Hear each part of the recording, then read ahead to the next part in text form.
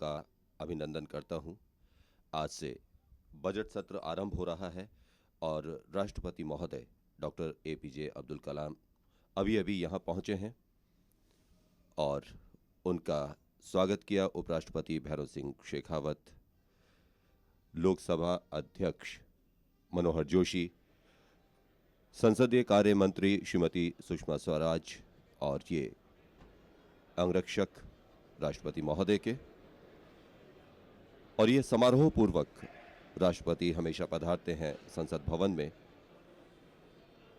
उन्हें general salute दिया जा रहा है। और पहले सुनीत अक्सर ये देखा जाता था कि बग्घी में राष्ट्रपति महोदय आते थे, लेकिन सुरक्षा कारणों से अब ऐसा नहीं होता, लेकिन घुड़सवार अंगरक्षक हमेशा उनके साथ आते हैं और ये है केंद्रीय कक्ष।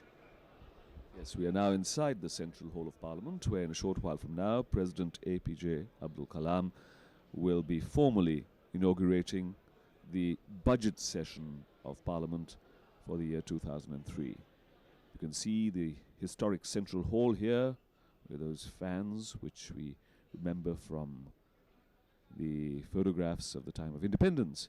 And there the President coming in procession, sharing a word with Prime Minister Abdul, being escorted formally into the Central Hall by Vice President Bhairav Singh Shekhawat, Speaker of the Lok Sabha Manohar Joshi, Parliamentary Affairs Minister Sushma Swaraj, and of course the Prime Minister.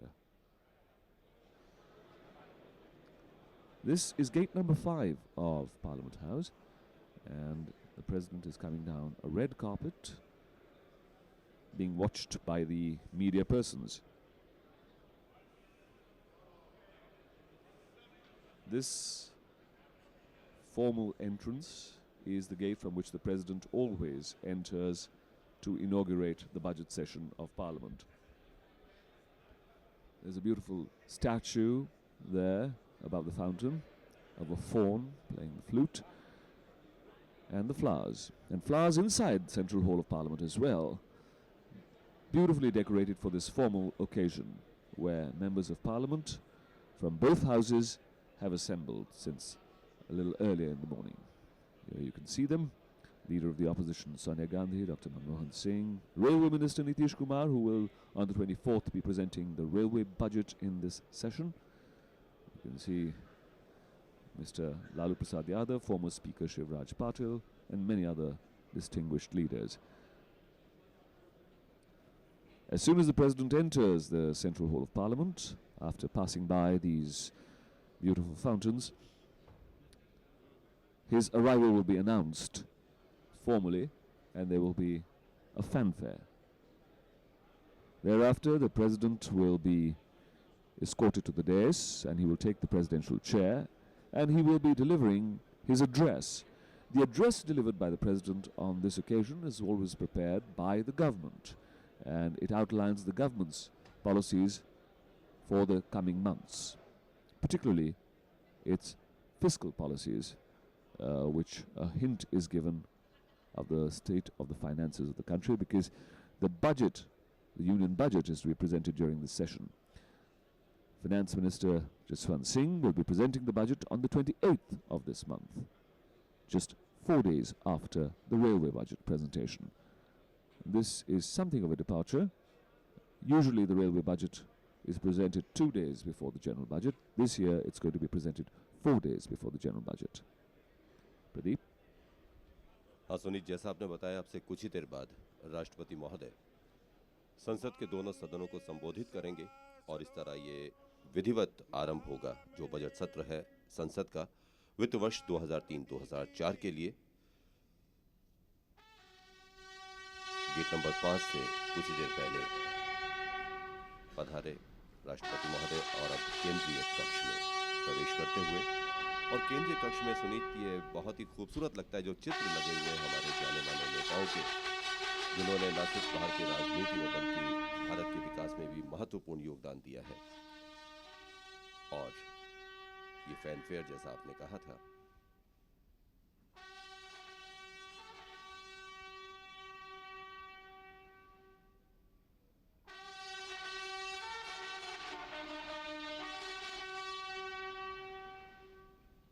सदन में उपस्थित हर व्यक्ति ने खड़े होकर स्वागत किया राष्ट्रपति महोदय का।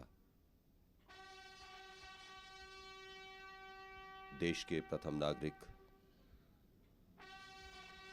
महामहिम राष्ट्रपति doctor APJ Abdul Kalam.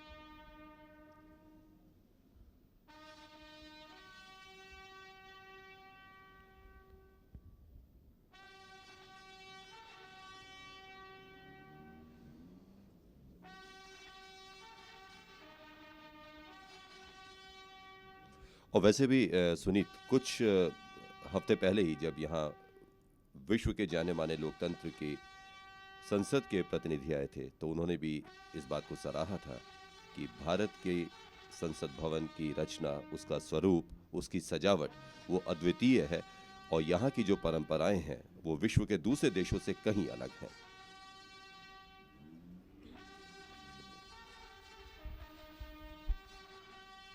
Indeed, this is the same historic central hall of Parliament which witnessed the birth of India's nationhood as an independent sovereign nation, the President. Now the national anthem.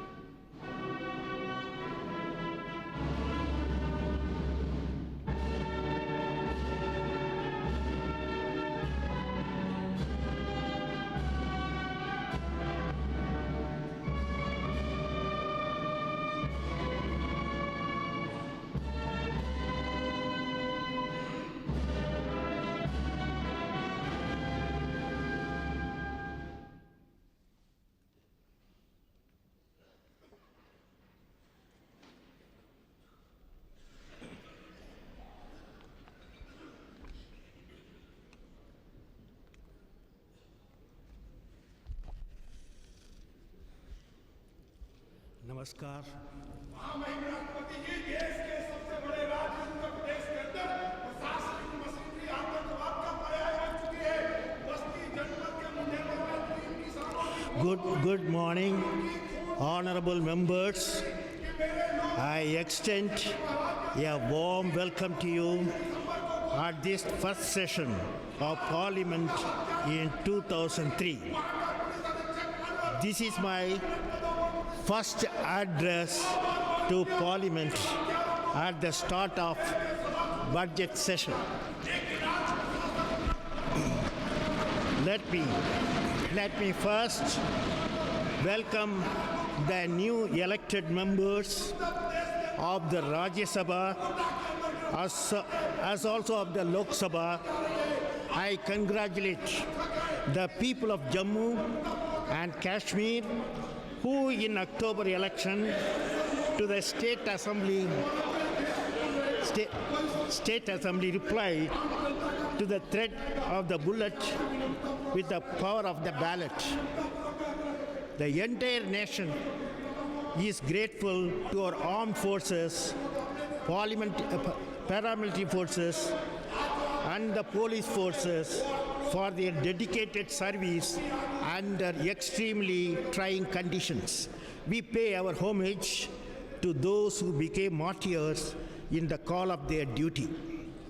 Today, I would like all of you to join me in paying tribute to the Kalpana Chawla and her 6 fellow astronauts who died in the tragic breakup of Space Shuttle Columbia minutes before its touchdown in February 1. The remarkable journey of courage and determination that made this Indian woman hailing from a small town in Haryana, a citizen of Milky Way, will remain a source of pride for all Bharatvasis and Bharatvansis. It will also inspire young Indians, especially women, to dream big and to work hard to realize their dreams. I commend ISRO's gesture in naming MetSat series of satellites after Kalpana Chawla.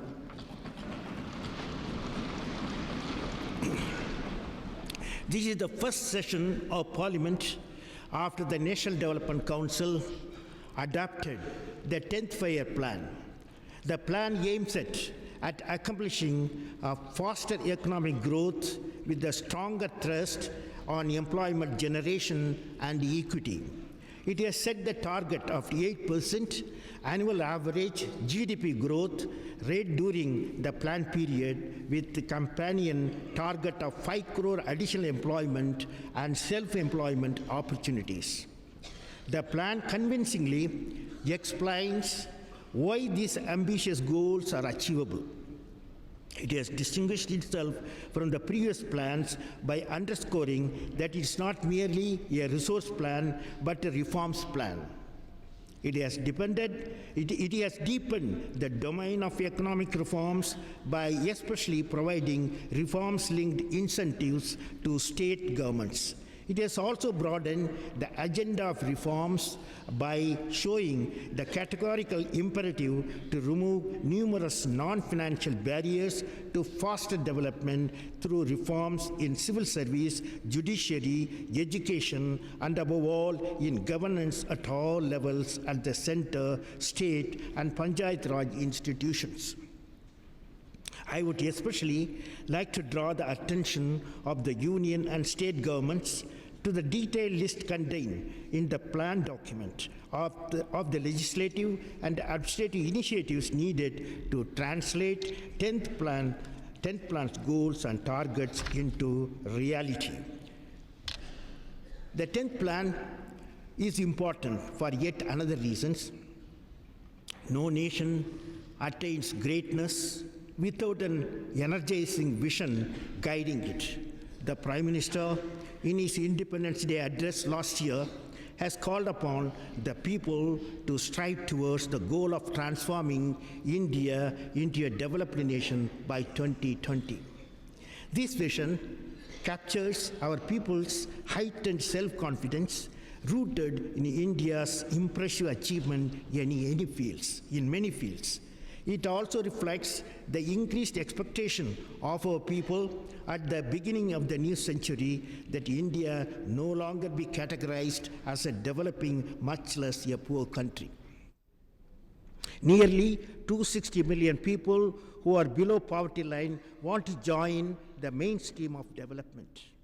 Our people are impatient to achieve 100% literacy, health for all, shelter for all, prosperity through knowledge-driven productivity, and a better quality of life, all of this enriched with our value system. Hence, it is time India launched a new vision, which I would call it Vision 2020.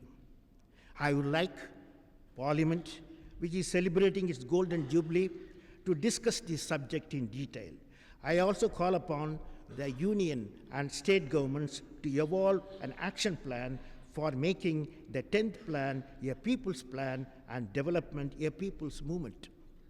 To achieve this, they should concentrate on two mantras: effective implementation with people's participation and effective communication for people's participation. A key element of Vision 2020 would be providing urban amenities to rural areas. I call it Pura. More than 2/3 of India's population lives in rural areas. We need to give a new thrust to their all-round development through a mega mission for their empowerment. This is best achieved through provision of the 4 critical connectivities. Physical connectivity by providing good roads, transport services, and quality power. Electronic connectivity by providing reliable communication networks.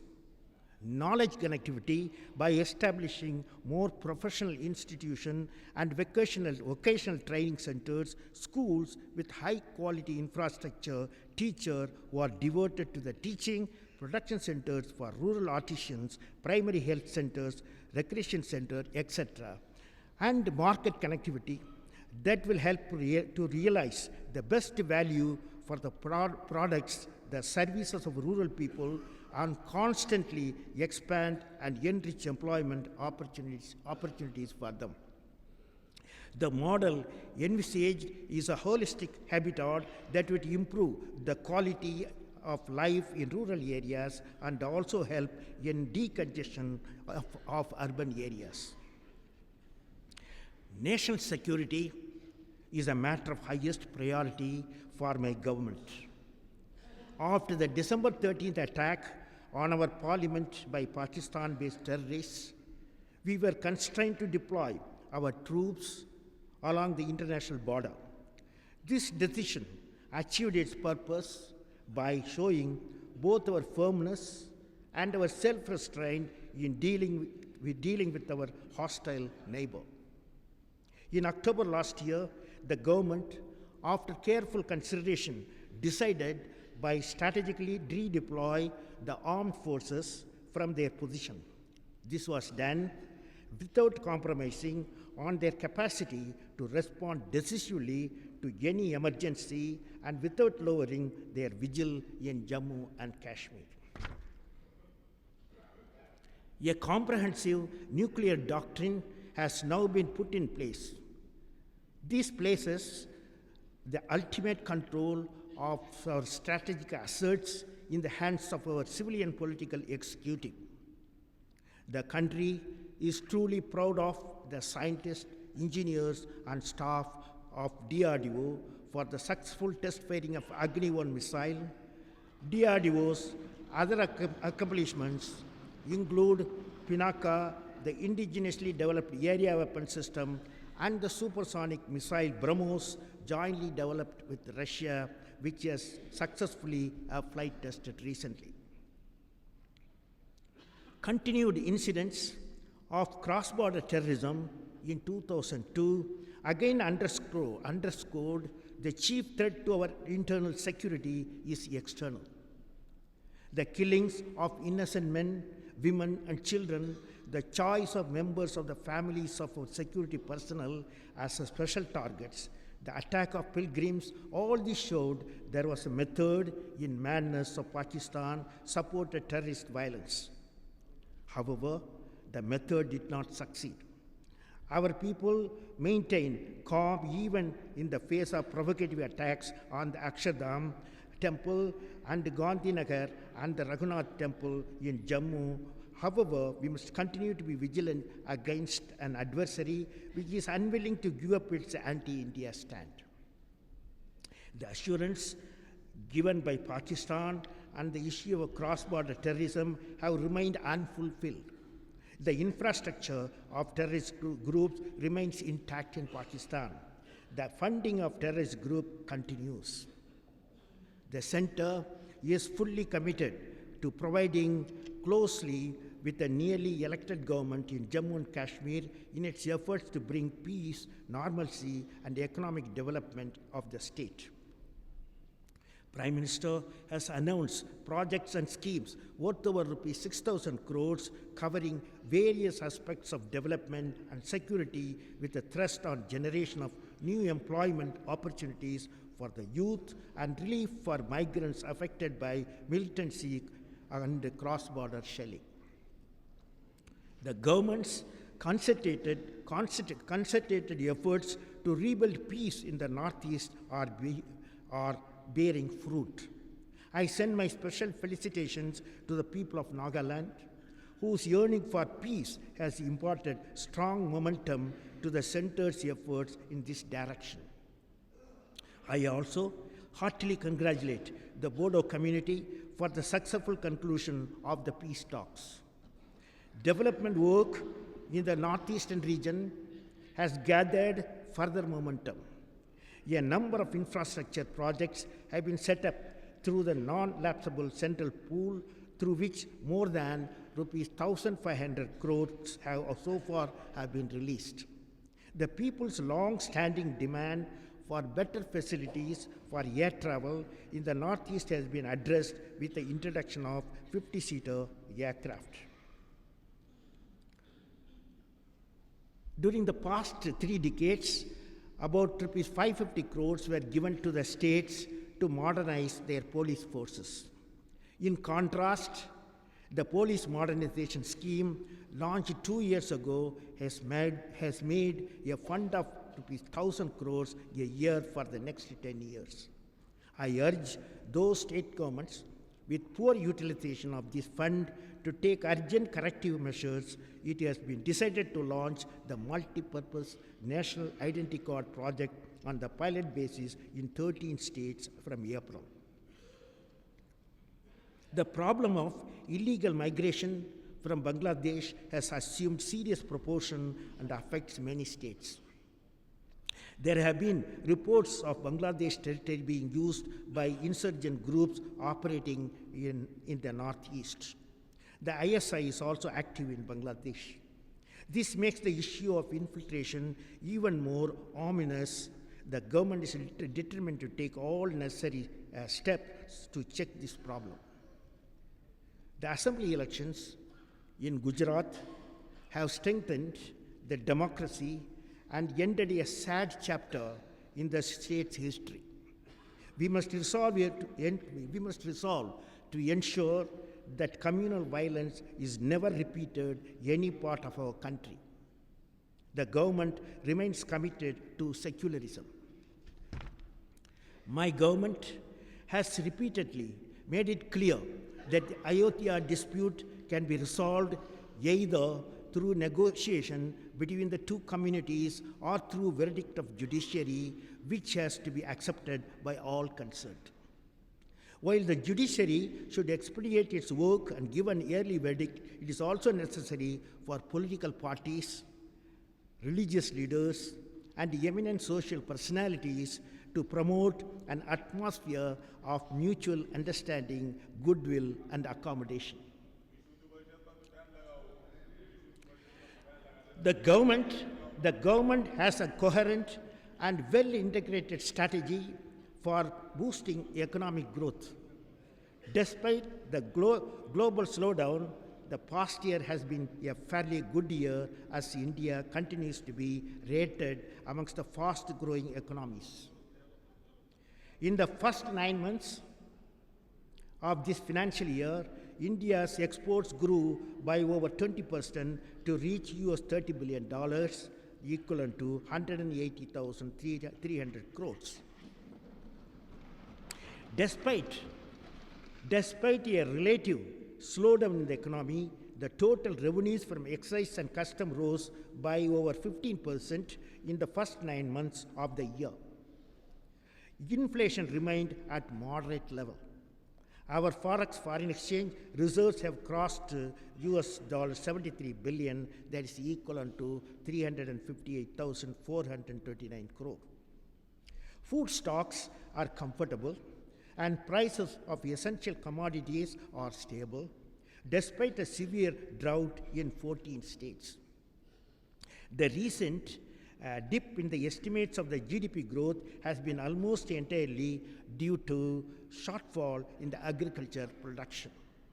This has once again highlighted that the need for rescue of our agriculture from its excessive dependence on the monsoon by increasing public investment in irrigation in all other inputs that increase farm productivity. A task force on drought under chairmanship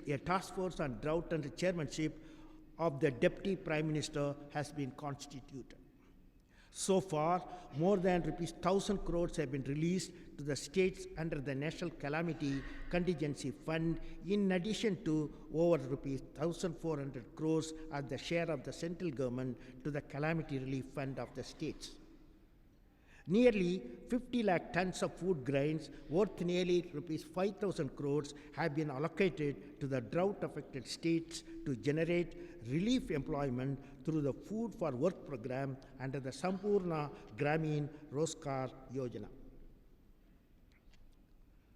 The nation has been searching for lasting solution to the recurring problem of droughts and floods, which has been taking a huge human and economic toll. Networking of our river system to transfer water from surplus basin to the areas of deficit has engaged people's attention for many decades. The government had set up a task force to prepare a practical blueprint for this project without compromising environmental safety and interest of the displaced people. This initiative will bring significant benefits in drinking water, irrigation, power generation, inland navigation, and tourism. I must emphasize that this mega project does not negate the need for promoting small and micro programs for water conservation at local levels. The two are mutually complementary.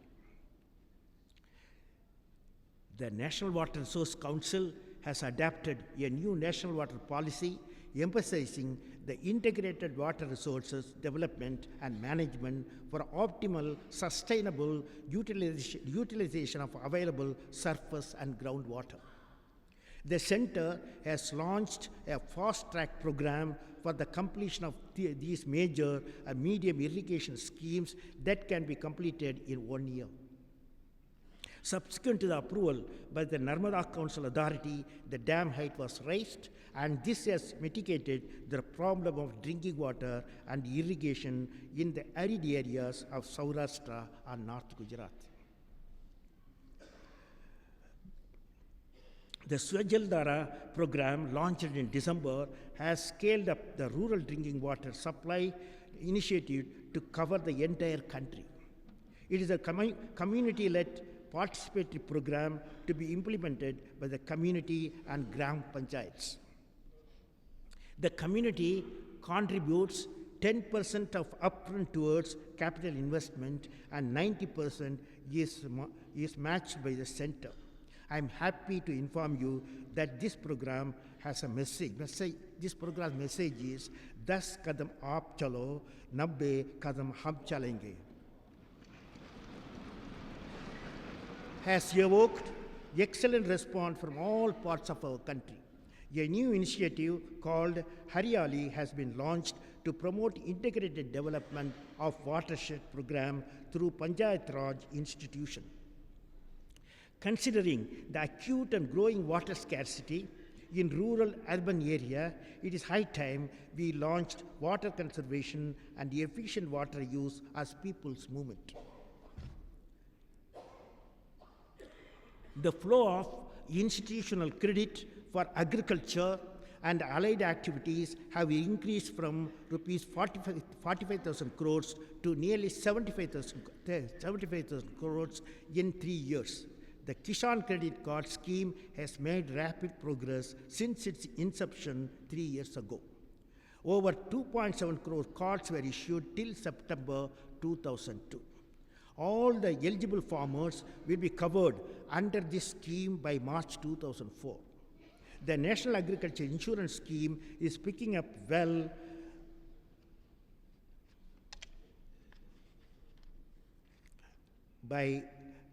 The National Agriculture Scheme is picking up well, yes. The policy of procurement at the minimum support price while ensuring remunerative prices for wheat and rice farmers in surplus stage has resulted in a huge stocks of rice and wheat with public agencies.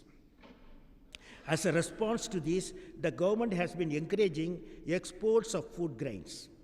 The wide-ranging recommendations on long-term food management made by a high-level committee are being examined. There is an urgent need to review the current policies which has impeded crop diversification and led to the unsustainable food subsidies, and to ensure crop-neutral support to our farmers without excessive procurement. Fertilizers are critical component in our scheme of food security. The new pricing policy for urea to be implemented from April 2003 aims at greater transparency, efficiency, and fiscal discipline. While the government is committed to deregulate the marketing and distribution of fertilizer, it would ensure that major fertilizers are available in the country both in adequate and quality and quantity at affordable prices to farmers in all the states. The sugar industry has lately faced serious difficulties constraining the capacity of sugar factories to make timely payment to the sugarcane farmers. Several steps have been initiated to protect the interest of the sugarcane growers while ensuring viability of sugar mills. Sustained efforts are being made to promote horticulture as a major area of diversification in agriculture. The cold storage scheme is working well and has created an additional capacity of 28 lakh tons. A new scheme of construction, renovation, expansion of rural godowns called Gramin Bhandaran Yojana has been launched. This scheme will help prevent distress sales by small and marginal farmers. A new national policy on cooperatives has been announced. A national seeds policy has been finalized. Under the scheme, agri-clinics and agri-business centers launched last year, unemployed agriculture graduates provide extensive services to the farmers on payment. Recognizing the need for value addition in agriculture and horticulture produce, the government has given high priority to the development of food processing industries. A group of ministers has been constituted to propose a single modern integrated food law and related regulation to replace the existing myriad laws which have affected the growth of this sector. Ensuring the food security for the poor through a strengthened public distribution system remains a major commitment of the government. The Antyodaya and Yojana, under which 1 crore poorest of the poor households are entitled to wheat at rupees 2 a kilo and rice rupees 3 a kilo, is a proof of this commitment. The center hopes that state government would speedily remove the remaining obstacles and smooth functioning of PDS. That Pradhan Mantri Gram Sadak Yojana is the most ambitious rural infrastructure project since independence. During the last 2 years, it has sanctioned rupees 7,000 crores to the states, enabling construction of 20,000 kilometers of roads. Efforts are being made to raise additional resources for this project and also devise innovative ways of speeding up its implementation.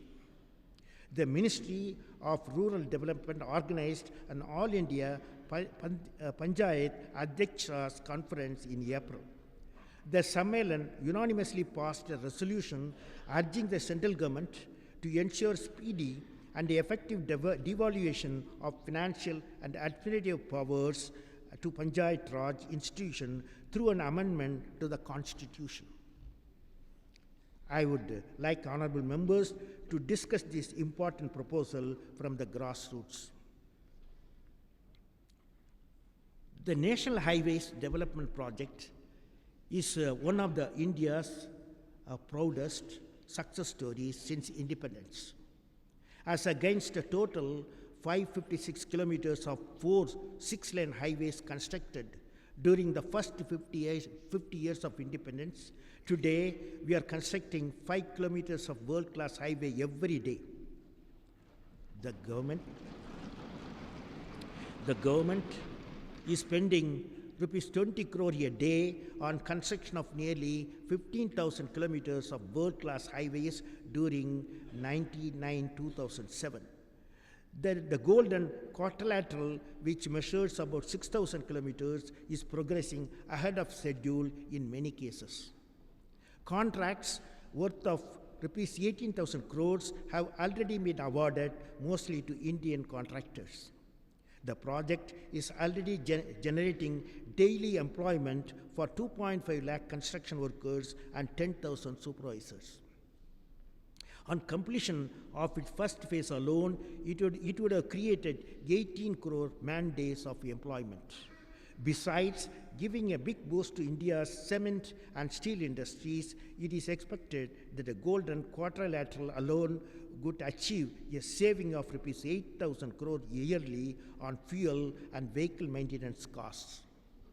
The greatest benefit of this project, in my opinion, is that we have demonstrated to ourselves and to the world at large that India can now think of big projects and also implement them in record time. The government has taken various initiatives, put the Indian Railways, the country's premier transportation infrastructure, on a path of fast-track growth. A new non-budgetary investment initiative called National Rail Vikas Yojana has been launched. It envisages investment of rupees 15,000 crores over the next 5 years. A major project costing over rupees 3,500 crore for constructing the Udhampur in Baramulla railway line in Jammu and Kashmir is being implemented. We will ensure that the first train rolls in Kashmir Valley before August 15, 2007. Completion of all viable sanctioned railway projects within the next 10 years out of total shelf of projects about rupees 40,000 crore is also being planned. A non-lapsable special railway safety fund, rupees 17,000 crores, has been set up for renewal of aged assets and the safety enhancement works. Shipping and port development is turning around strongly. Total cargo handling capacity of major ports in 2002 was more than the traffic in the previous year.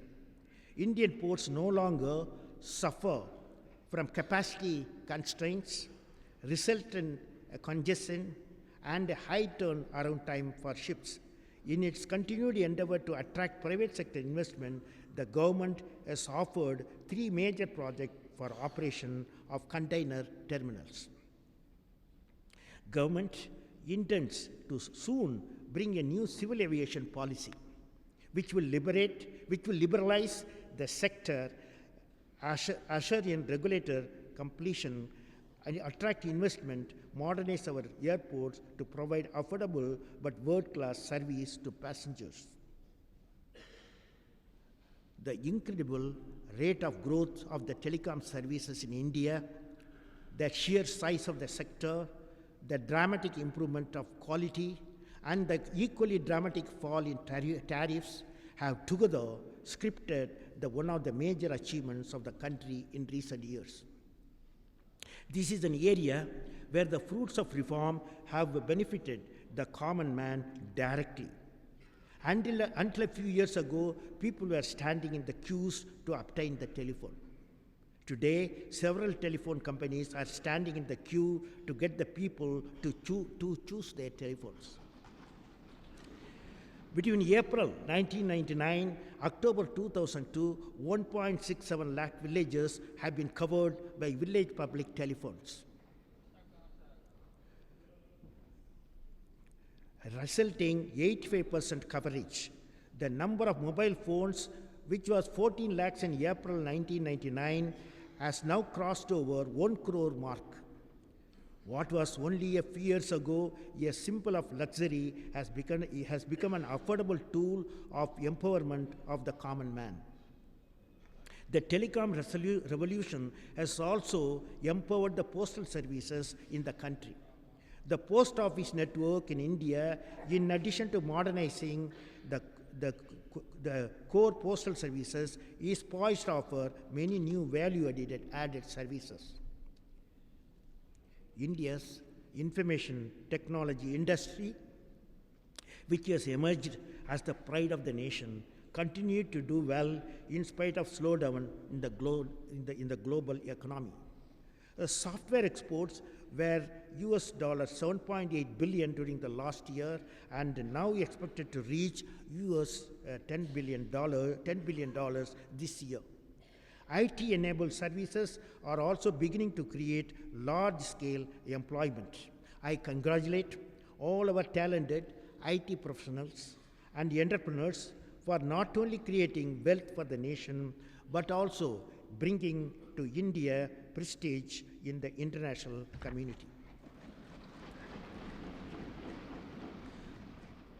The media and the broadcasting sector has been a host of new initiatives. To promote consumer service, the government has mandated a conditional access system for paid channels. It will shortly come into force in 4 metros. Doordarshan and All India Radio will be supported to more effectively discharge their mandate for public service broadcasting. Community and campus radio station will be allowed to be set up, promote educational and developmental communications. After considered debate, the policy has been changed to permit 26% FDI in Indian print media dealing in news and current affairs. However, suitable safeguards have been put in place. Effective steps will be taken to curb piracy to protect the interest of India burgeoning entertainment sector. The past few years have witnessed a silent revolution in housing construction in the country, thanks to combination of government initiatives and falling interest rates on housing loans. I am happy to inform you that whereas HUDCO sanctioned rupees 11,000 crores for housing construction from 1970 to 1998, in the last 4 years, the sanction amount is more than that. It has sanctioned loans for construction of over 60 lakh new houses for poor, lower middle class people since inception of the government. Other public and private housing finance companies have done equally well. The Valmiki Ambedkar Awas Yojana that aims at improving the living condition of urban slum dwellers has also received an overwhelming response. A challenge fund for catalyzing the city-level economic reform program will be operationalized soon. The government has given in principle approval for a major project to build married accommodation for defense personnel at an estimated cost of rupees 17,000 crores and cleared the first phase at cost of 5,500 crores. The successful commissioning of the first phase of the Delhi Metro has created great pride and excitement among the people. I congratulate all those involved in its meticulous implementation. An urban transport policy and plans to construct a metro rail in other cities are on the anvil. Power is the prime mover of the development process. The good news is that the power sector reforms are slowly but surely showing positive results. Till now, 18 states have signed the Memorandum of Agreement under the Accelerated Power Development and Reform Program. Privatization of power distribution in Delhi has already led to improved supply. To rationalize the tariff fixation mechanism, a Central Electricity Regulatory Commission has been set up. State Electricity Regulatory Commission have been set up in 21 states. A comprehensive electricity bill is before Parliament for approval. The Atomic Energy Program has also been progressing well. The Bureau of Energy Efficiency has been established. I am happy to announce the plan to achieve 30% energy savings in government buildings has well and truly begun in Rashtrapati Bhavan and in the Prime Minister's office. Maximum self-reliance is the cornerstone of our energy security strategy. So far, 3 rounds of bidding have been invited under the new exploration licensing policy, and 70 blocks have been awarded, involving an investment of about US $3 billion, that is 14,500 crores. A fourth round is planned. This policy has been able to achieve its objective of expanding and accelerating exploration, especially in deep water areas. It has started showing positive results with big discoveries made in several places. For the first time, 8 blocks have been awarded for exploration and production of coal bed methane.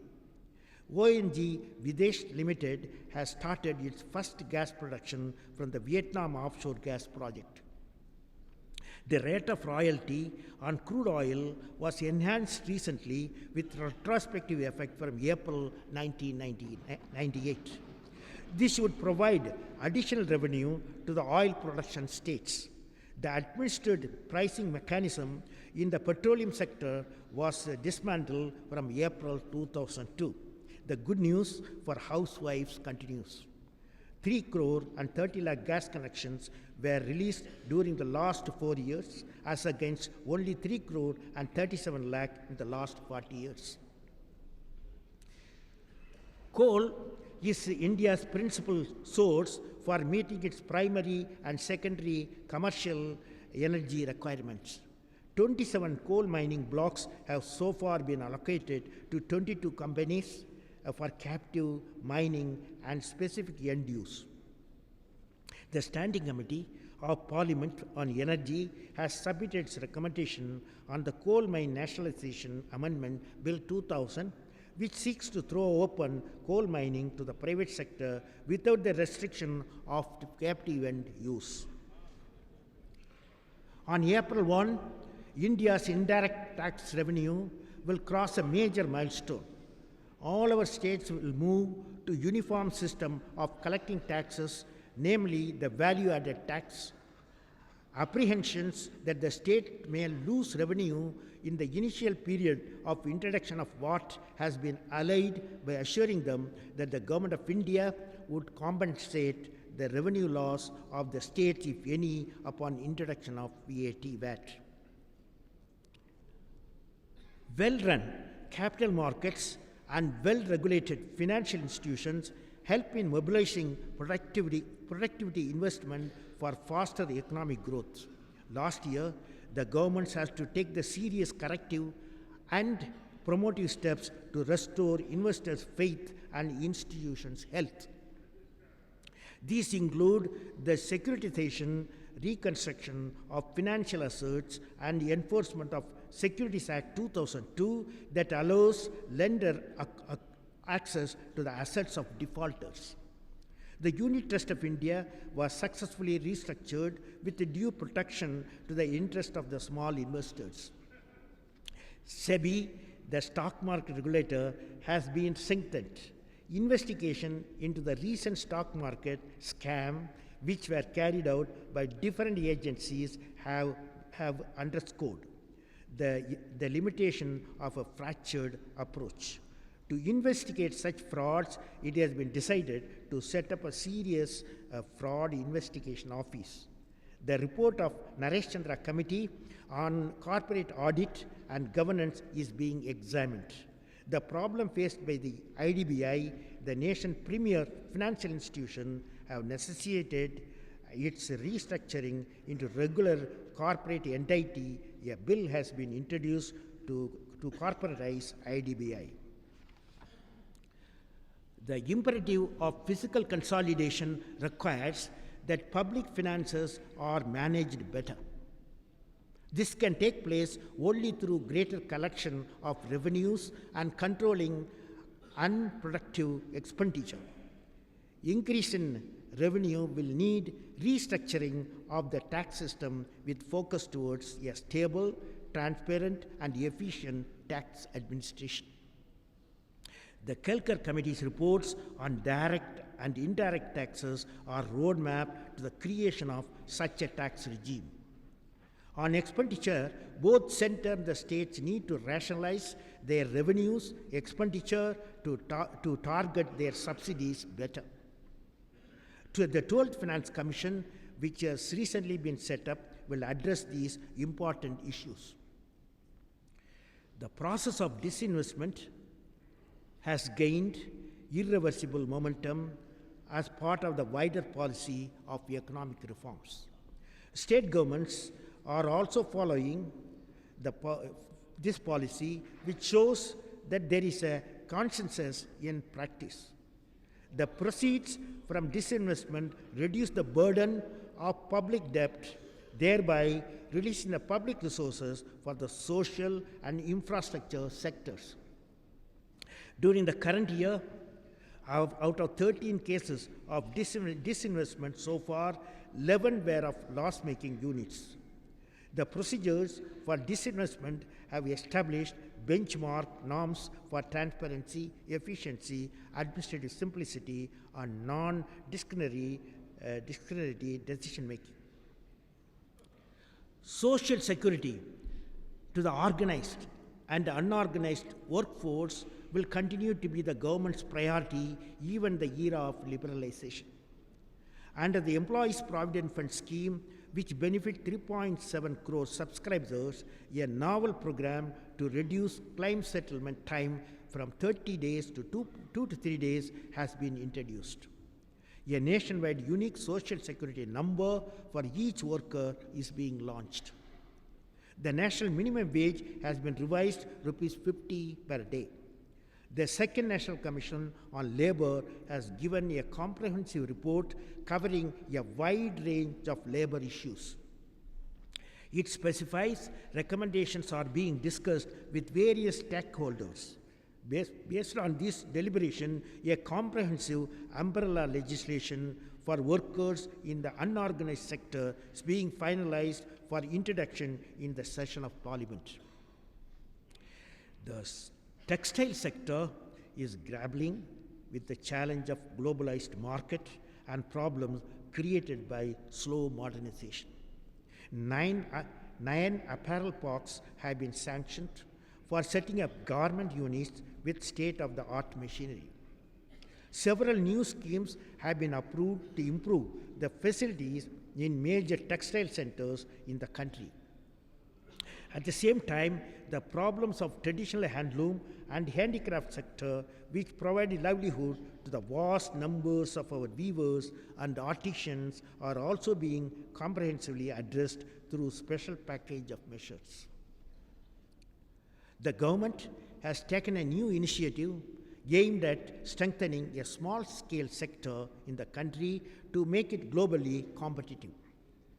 These include schemes for technology upgradation, providing collateral-free loans, enlarging the scope of ISO certification scheme, de-reservation of items in the SSI sector in a phased manner, and promotion of small-scale industries in the knowledge economy.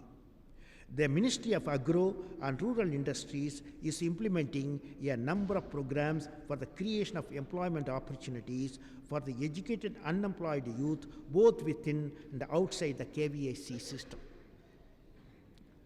The new Science and Technology Policy 2003 presents a blueprint for India's emergence as a major knowledge power.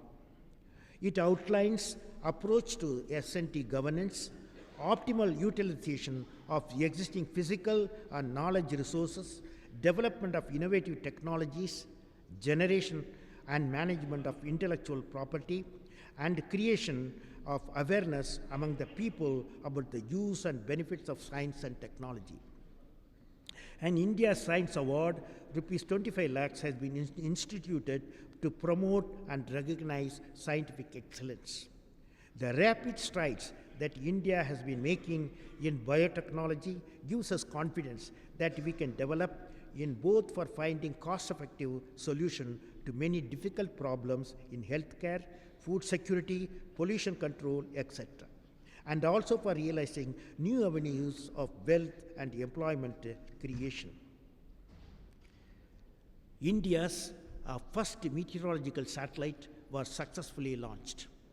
The forthcoming launches of satellites in the INSAT-3 series will add further capacity to the INSAT system. which is already one of the largest domestic communication satellite system in Asia. An exclusive satellite for education, EduSat, is also under development. ISRO has taken up the task of telemedicine connectivity to provide medical service to remote areas. The Indian remote sensing satellites continue to provide a valuable data for our resources survey and management. Groundwater prospect maps for 6 states were released recently to help locate sites of drilling borewells. The richness and diversity of India's bioresources are a major gift of nature to us. The Biological Diversity Bill 2002, passed in the winter session, marked a major milestone in India's commitment to conservation and sustainable utilization of bioresources. An ambitious afforestation program with people's participation that establishes joint forest management committees in all the 1.73 lakh villages located in the fringes of the forest areas have been launched.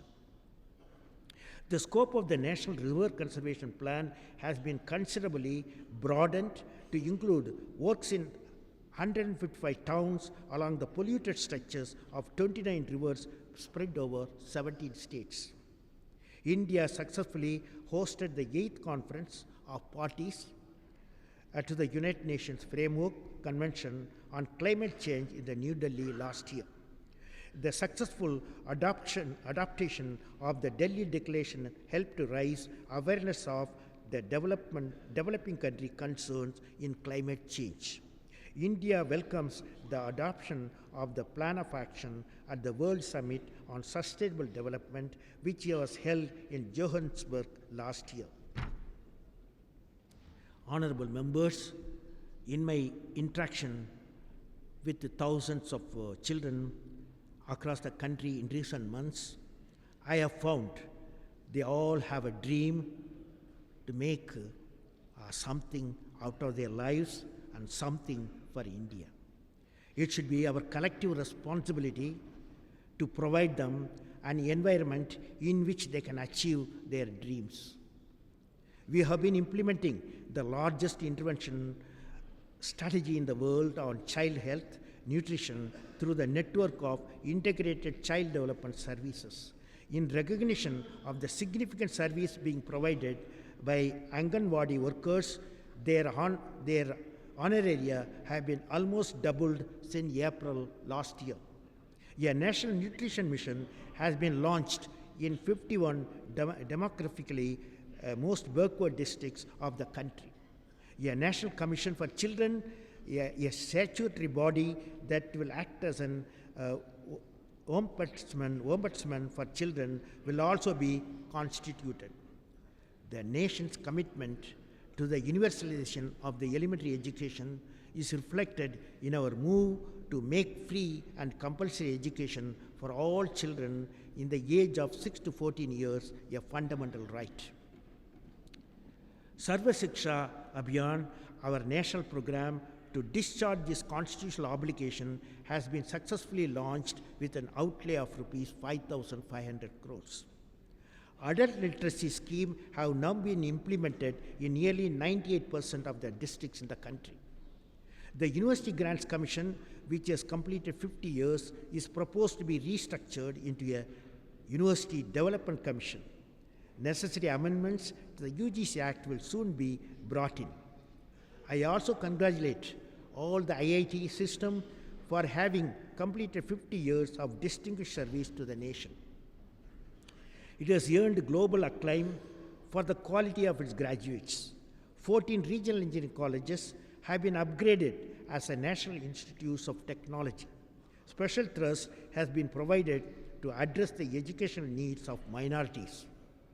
Honourable members, I cannot overemphasize the critical importance of improving the quality and management of higher education at all levels. This will necessarily entail many difficult reforms, which I would like the two houses to discuss. Economic empowerment is the key aspect of women's empowerment. The concept of women's component plan was introduced as a strategy to ensure that at least 30% of the budgetary resources are spent for the benefit of women. I am happy to note that nearly 43% of the budgetary allocation in social sector ministries have actually been spent on women-specific, women-related schemes during the 9th plan period. This process shall be further strengthened during this year. The self-help group movement among women have proved to be enormously successful.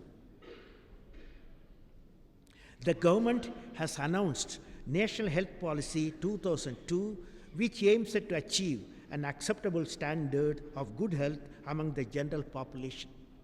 This will be done through increased access to the decentralized public health system by establishing new infrastructure in deficient areas and upgrading the infrastructure in the existing institutions. A new national policy on Indian systems of medicine and homeopathy has also been announced. Our efforts at containing malaria, Kala-Azar, dengue, blindness, and leprosy are progressing well. The coverage under the Pradesh National TB Control Program has risen to 560 million people from 20 million in 1998. The government has strengthened its partnership with states and NGOs in implementing a comprehensive national AIDS control program throughout the country. In the area of liberalization, the government is committed to ensuring the affordability of basic drugs. It will comprehensive steps to further strengthen our pharmacy industry, which in recent years has acquired impressive export capabilities and tremendous global competitiveness in developing new drugs. Improvement of the poor standards of sanitation in urban as well as rural India is essential for reducing the burden of disease, especially among the children and the poor. The government will soon launch an active partnership with the citizens' organization, a major cleanliness drive starting from railways, government buildings, hospitals, and public places. The poor performance of Bihar, Madhya Pradesh, Rajasthan, and Uttar Pradesh in stabilizing their population is a matter of serious national concern. The Centre, in close cooperation with these 4 state governments, have planned focused intervention to tackle this problem.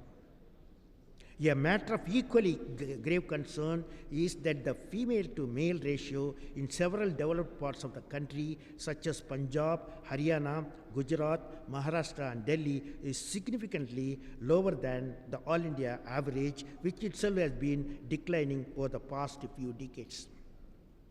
Parliament has strengthened the punitive provision in the law against prenatal sex determination.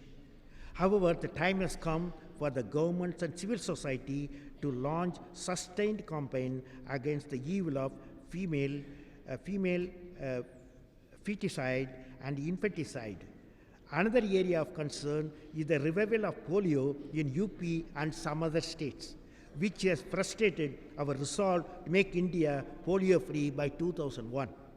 In view of the alarming spread of hepatitis B in 15 states, a pilot projects have been launched for providing children with the necessary vaccine. Promotion of social justice and mainstreaming of the weaker sections of the minorities has been the constant endeavor of my government. One of the key strategies for ensuring this is through economic justice and employment-oriented educational assistance. In the current year, over 18 lakh scheduled castes, 5 lakh scheduled tribes, and 6 lakh backward class students have been awarded scholarships. 2 new merit-based scholarships after 10th standard have been introduced this year, one in the name of Dr. Ambedkar and the other for physically challenged students. The various concerned finance and development corporation have a challenging role to play to live up to their mandate. To give a further thrust to the welfare of the development of scheduled tribes, a scheduled area and scheduled tribe commission has been set up. The last such commission was set up in 1960.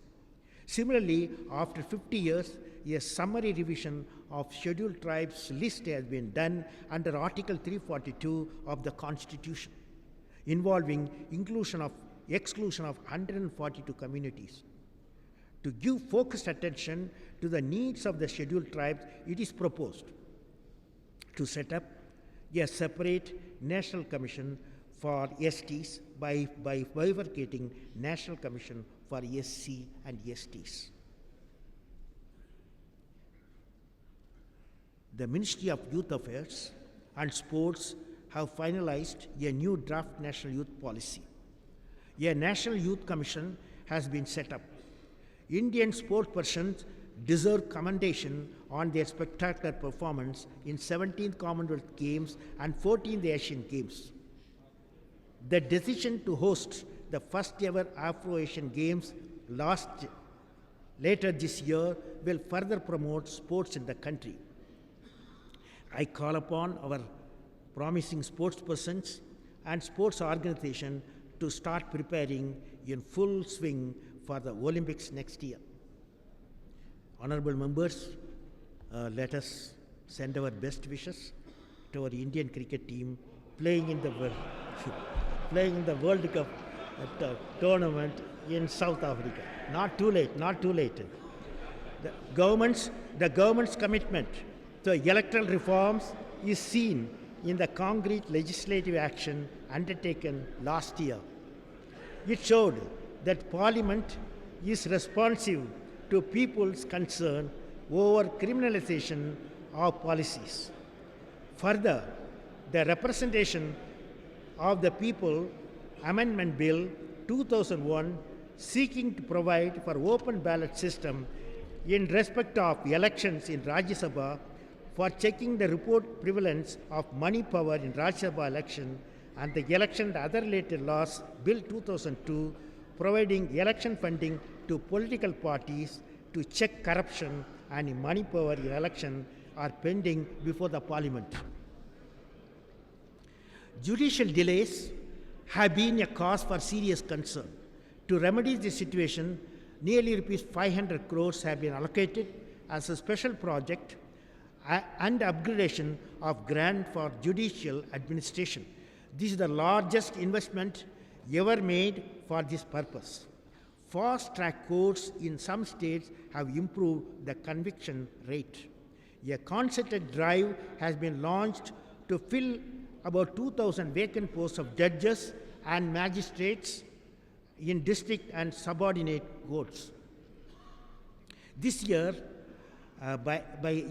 gone by has seen a bouquet of initiative to revive the glory of Indian culture. The much-needed synergy between culture and tourism has been brought to the force by promoting a new concept of developing at least one culture-cum-tourist hub in each state. A number of monuments have been taken up for the integrated conservation and the development.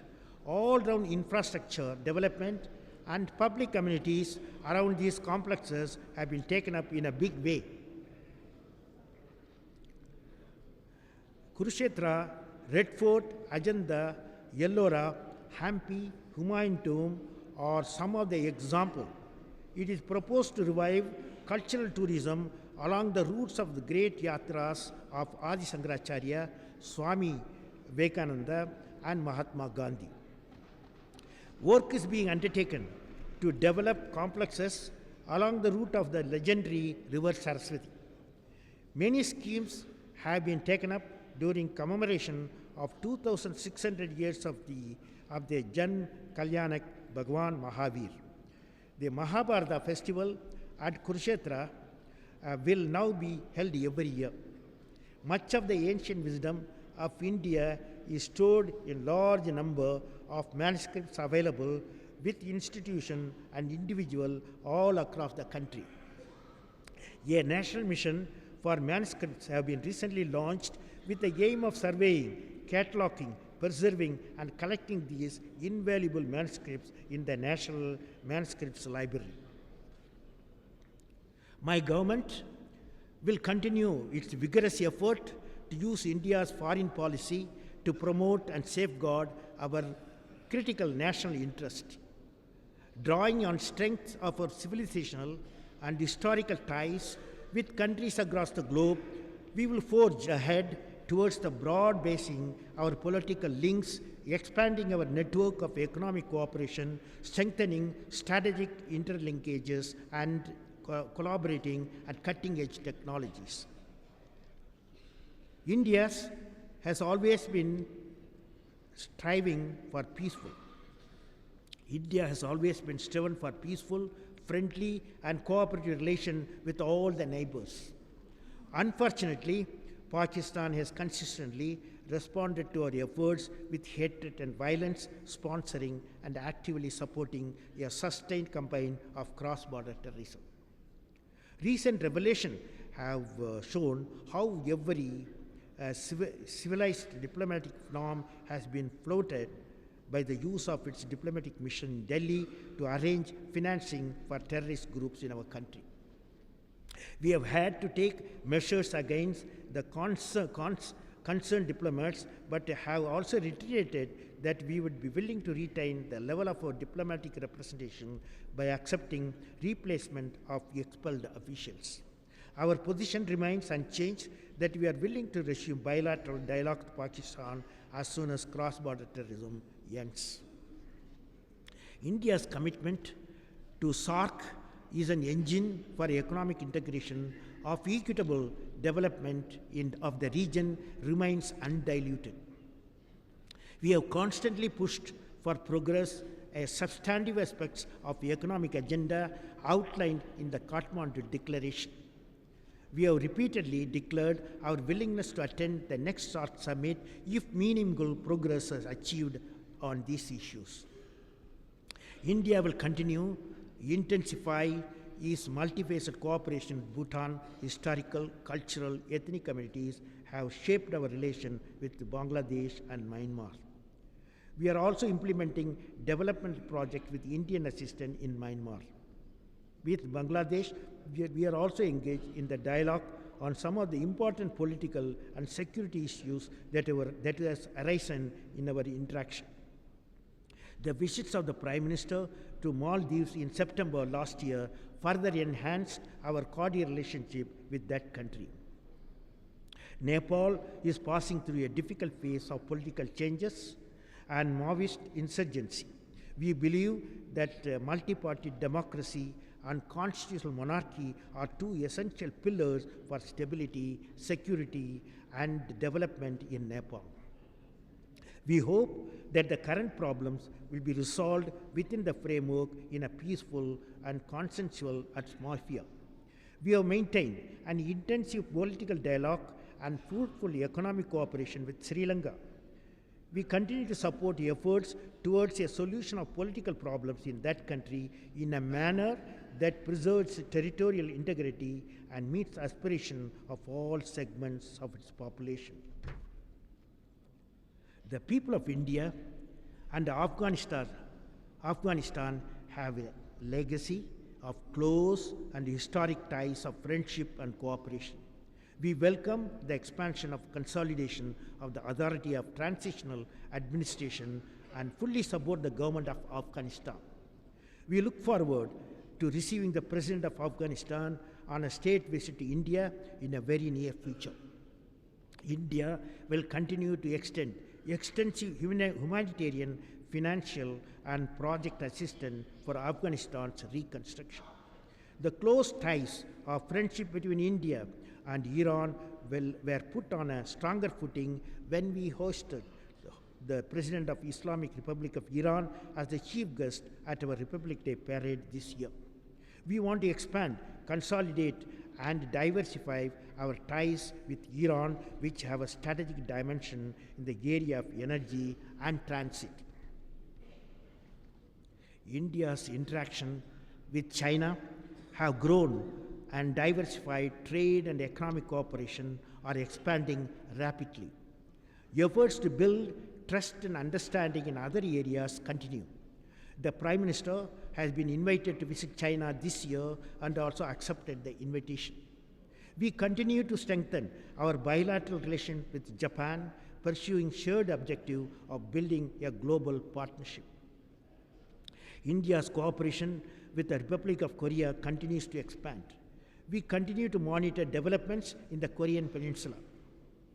Reports that the Democratic People's Republic of Korea resumed its nuclear weapon program with the help of technology from Pakistan arouse serious concern, both acute and security implication, and about the double standard with which much of the world has handled the question of treaty obligation as well as proliferation issues. India's traditionally warm relations with Southeast Asia has been reflected in our recent bilateral interaction, including the Prime Minister's visit to Cambodia, Laos, and Thailand. Our engagement with the region reached a qualitatively higher platform when our interface with ASEAN was raised to the summit level in November 2002.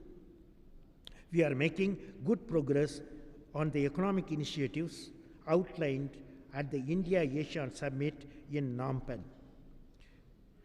India's deep-rooted relations with Central Asia have been enhanced by an identity of views on recent political economic developments. India and the countries of Central Asia also have shared determination to tackle the negative focus of terrorism, extremism, and drug trafficking which stalk our common neighborhood. The Gulf region is of great importance to India. The region is a major source of India's energy needs and a major economic partner in trade and investment. Our over 3.5 million Indians are engaged in the economic development of Gulf countries. These multidimensional ties have been further strengthened and diversified through sustained interaction. We share the common concern of the entire world on the unhappy situation relating to Iraq. We have deep interest in peace, stability, and security in that region. We hope that the wisdom of the international community expressed through the UN Security Council will result in a peaceful resolution of this matter in a manner which would benefit humanity. My government attaches great importance to the strategic partnership between India and the Russian Federation, which is enriched by regular political consultation, multifaceted economic cooperation, and intensive defense collaboration. During President Vladimir Putin's visit to India in December last year, we also signed a memorandum of understanding and cooperation in fighting against terrorism. India's engagement with countries in Europe continues to be broad-based and intensive. Regular exchanges of views on regional and international developments have promoted a better appreciation in these countries of our legitimate concerns and helped to revitalize our bilateral relationships. The India-EU summit in Copenhagen strengthened our institutional dialogue with the European Union, which will take forward in the next summit meeting in India later this year. India and the USA continue to forge a new relationship. There is a mutual conviction between the two countries that their bilateral relationship must undergo qualitative transformation in order to respond to the increasingly complex challenges to the international security and strategic architecture.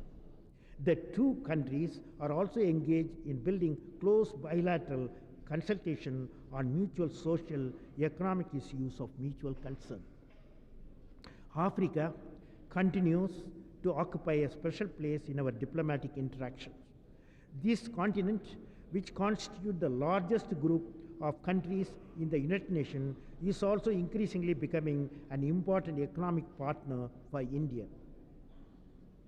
Our bilateral relations with Latin America and the Caribbean have grown considerably.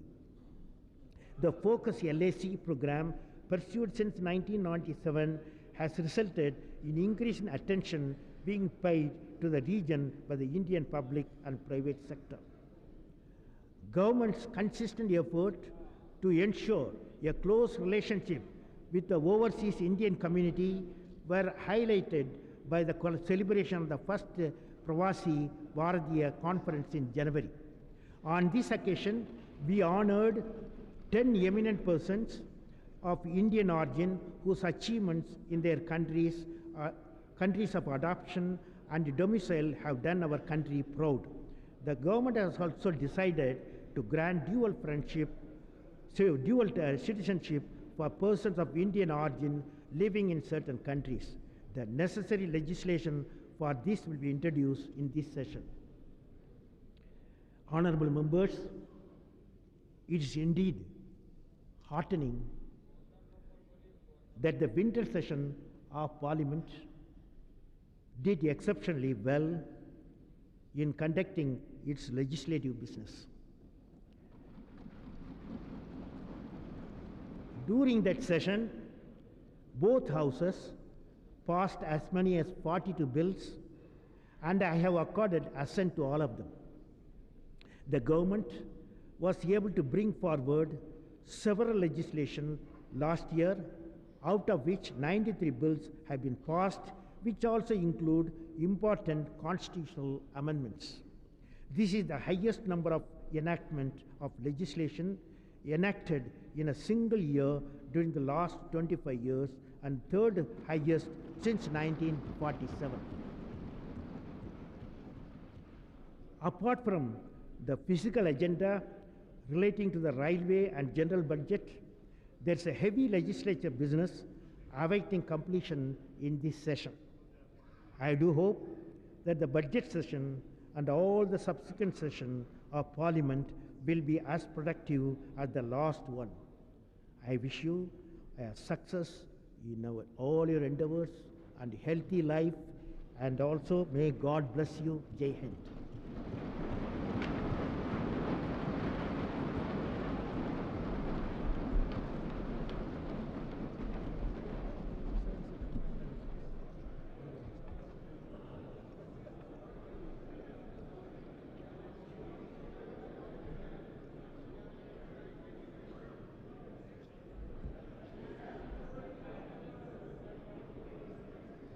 माननीय सदस्यगण, मैं वर्ष 2003 में संसद के इस प्रथम सत्र में आपका हार्दिक स्वागत करता हूं। बजट सत्र आरंभ होने के अवसर पर संसद के समक्ष ये मेरा पहला संबोधन है। पहले मैं राज्यसभा के और साथ ही लोकसभा के नवनिर्वाचित सदस्यों का स्वागत करता हूं। मैं जम्मू कश्मीर के लोगों को बधाई देता हूं, जिन्होंने अक्टूबर में हुए विधानसभा के चुनाव में गोली के खतरे का जवाब मत की ताकत से दिया।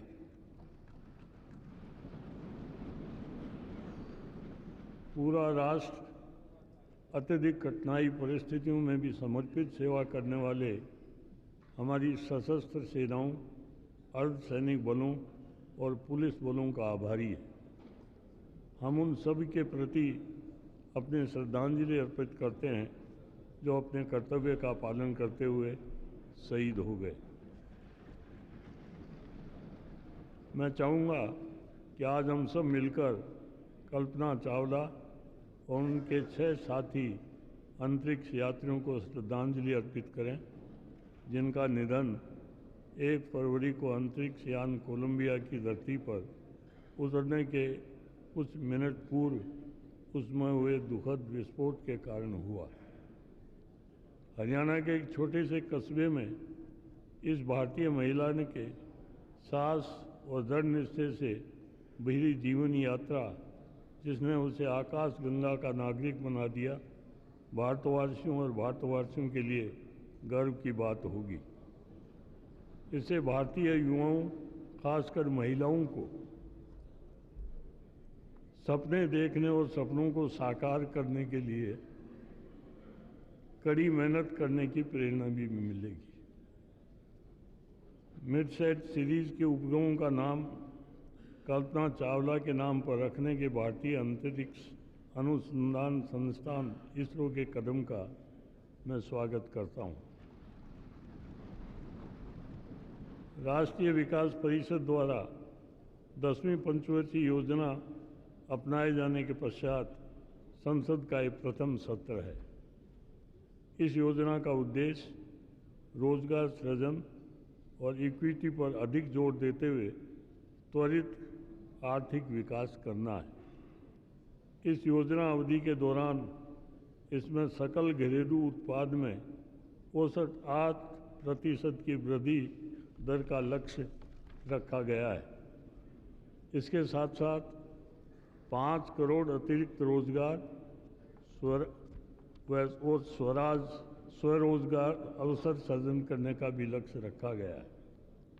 योजना में पूर्णतः स्पष्ट किया गया है कि महत्वाकांक्षी लक्ष्यों को क्यों प्राप्त किया जाना चाहिए।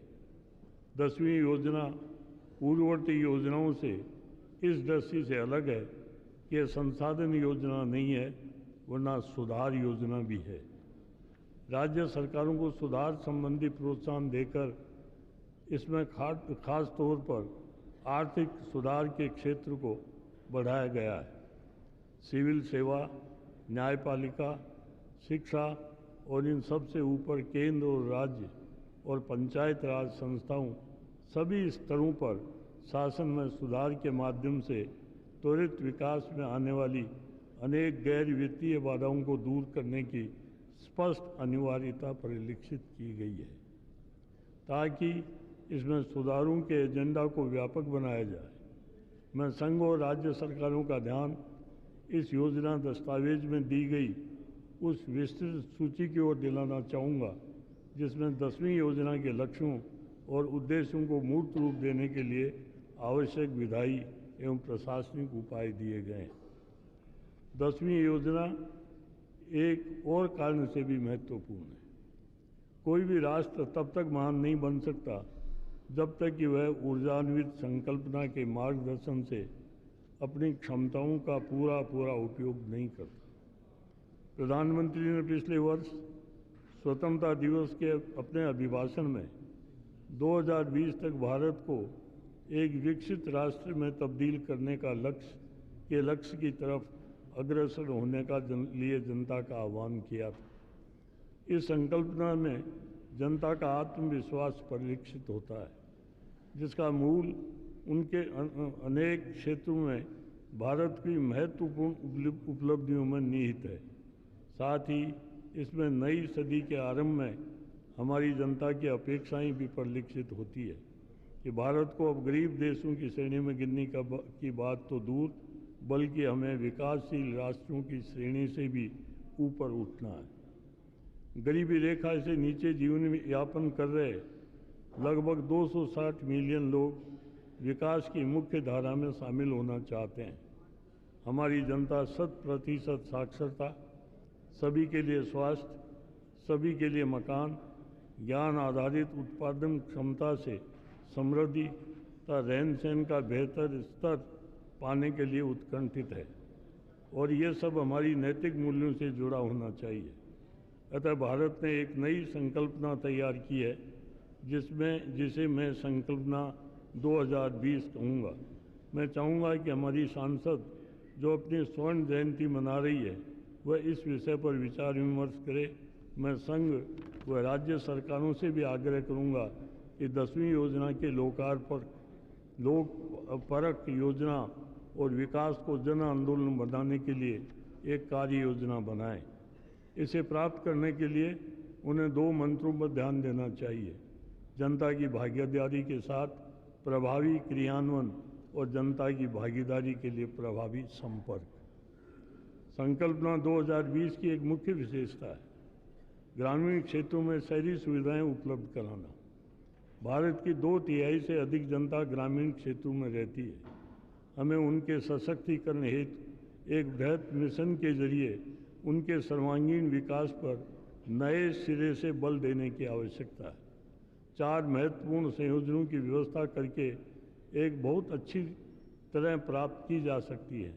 यह है अच्छी सड़कें और परिवहन सुविधाएं, गुणवत्ता युक्त ऊर्जा मुहैया कराकर, भौतिक संयोजन, विश्वसनीय संचार तंत्र मुहैया कराकर, इलेक्ट्रॉनिक संयोजन और अधिक व्यवसाय संस्थाएं और व्यवसाय प्रशिक्षण केंद्र, उच्च गुणवत्ता की अवसंरचना वाले विद्यालय, अध्यापन के प्रति समर्पित अध्यापक, ग्रामीण दस्तकारों के लिए उत्पादन केंद्र, प्राथमिक स्वास्थ्य केंद्र, मनोरंजन केंद्र आदि की स्थापना करके ज्ञान संबंधी संयोजन और मार्केट संयोजन, जिसमें ग्रामीण जनता के उत्पादों और सेवाओं के लिए उचित मूल्य प्राप्त करने की मदद मिलेगी और उसके लिए रोजगार अवसरों में लगातार बढ़ोतरी होगी। ये परिकल्पित नमूना सर्वांगीण पर्यावास के रूप में बनाया गया है, जिससे ग्रामीण क्षेत्रों में जीवन स्तर में सुधार होगा और शहरी क्षेत्रों पर जनसंख्या का दबाव कम करने की मदद मिलेगी। राष्ट्रीय सुरक्षा मेरी सरकार के लिए सर्वोच्च प्राथमिकता का विषय है। पाकिस्तान मूल के आतंकवादियों द्वारा 13 दिसंबर को हमारी संसद पर किए गए आक्रमण के बाद अंतर्राष्ट्रीय सीमा पर सेना तैनात करने के लिए हम बाध्य हो गए। इस निर्णय से पड़ोसी विरोधी देश से निपटने में हमारे आत्म संयम तथा दृढ़ निश्चय दोनों के प्रदर्शन से भरा हमारा प्रयोजन सिद्ध हो गया है। गत वर्ष अक्टूबर में सावधानी पूर्वक विचार करने के पश्चात सरकार ने निर्णय लिया कि सशस्त्र सेनाओं को उनकी तैनाती स्थलों पर सामरिक नीति के अनुसार दोबारा तैनात किया जाए। ऐसा करते समय किसी आपात स्थिति में दृढ़तापूर्वक जवाब देने की उनकी क्षमता से किसी प्रकार का कोई समझौता नहीं किया गया और न ही जम्मू कश्मीर में चौकसी में कोई कमी की गई। एक व्यापक नाभिकीय सिद्धांत प्रतिपादित किया गया है। इसमें सामरिक परिसंपत्तियों का अंतिम नियंत्रण नागरिक राजनीतिक कार्यपालिका के हाथों में रखा गया है।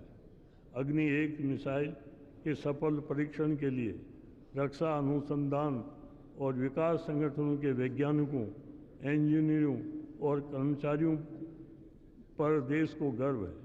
रक्षा अनुसंधान और विकास संगठन की अन्य उपलब्धियों में स्वदेश में विकसित पिनाका एरिया वेपन सिस्टम और रूस के साथ संयुक्त रूप से विकसित सुपरसोनिक मिसाइल ब्रह्मोस शामिल है, जिसका सफल उड़ान परीक्षण किया जा चुका है। वर्ष 2002 में सीमा पार से आतंकवाद की लगातार हुई घटनाओं ने फिर से इस बात को रेखांकित किया है कि हमारी आंतरिक सुरक्षा को मुख्य खतरा बाहर से है। निर्दोष पुरुषों, महिलाओं और बच्चों की हत्याएं, सुरक्षा कर्मियों के परिवारों के सदस्यों को विशेष लक्ष्य के रूप में निशाना बनाना, तीर्थयात्रियों पर हमला, इन घटनाओं में पाक समर्थक आतंकवादी हिंसा के जुनून के पीछे सोची समझी चाल थी, लेकिन ये चाल कामयाब नहीं हुई। गांधीनगर में अक्षरधाम मंदिर में और जम्मू में रघुनाथ मंदिर पर हुए भड़काने वाले हमलों के बावजूद हमारी जनता ने शांति बनाई रखी। परंतु हमें अपने ऐसे शत्रु से सतर्क रहना चाहिए जो अपना भारत विरोधी रवैया छोड़ने को इच्छुक नहीं है। सीमा पार से आतंकवाद के मुद्दे पर पाकिस्तान द्वारा दिए गए आश्वासन भी पूरे नहीं हुए। आतंकवादी संगठनों की अवसंरचना पाकिस्तान में बरकरार है और आतंकवादी संगठनों को पैसा भी बराबर दिया जा रहा है।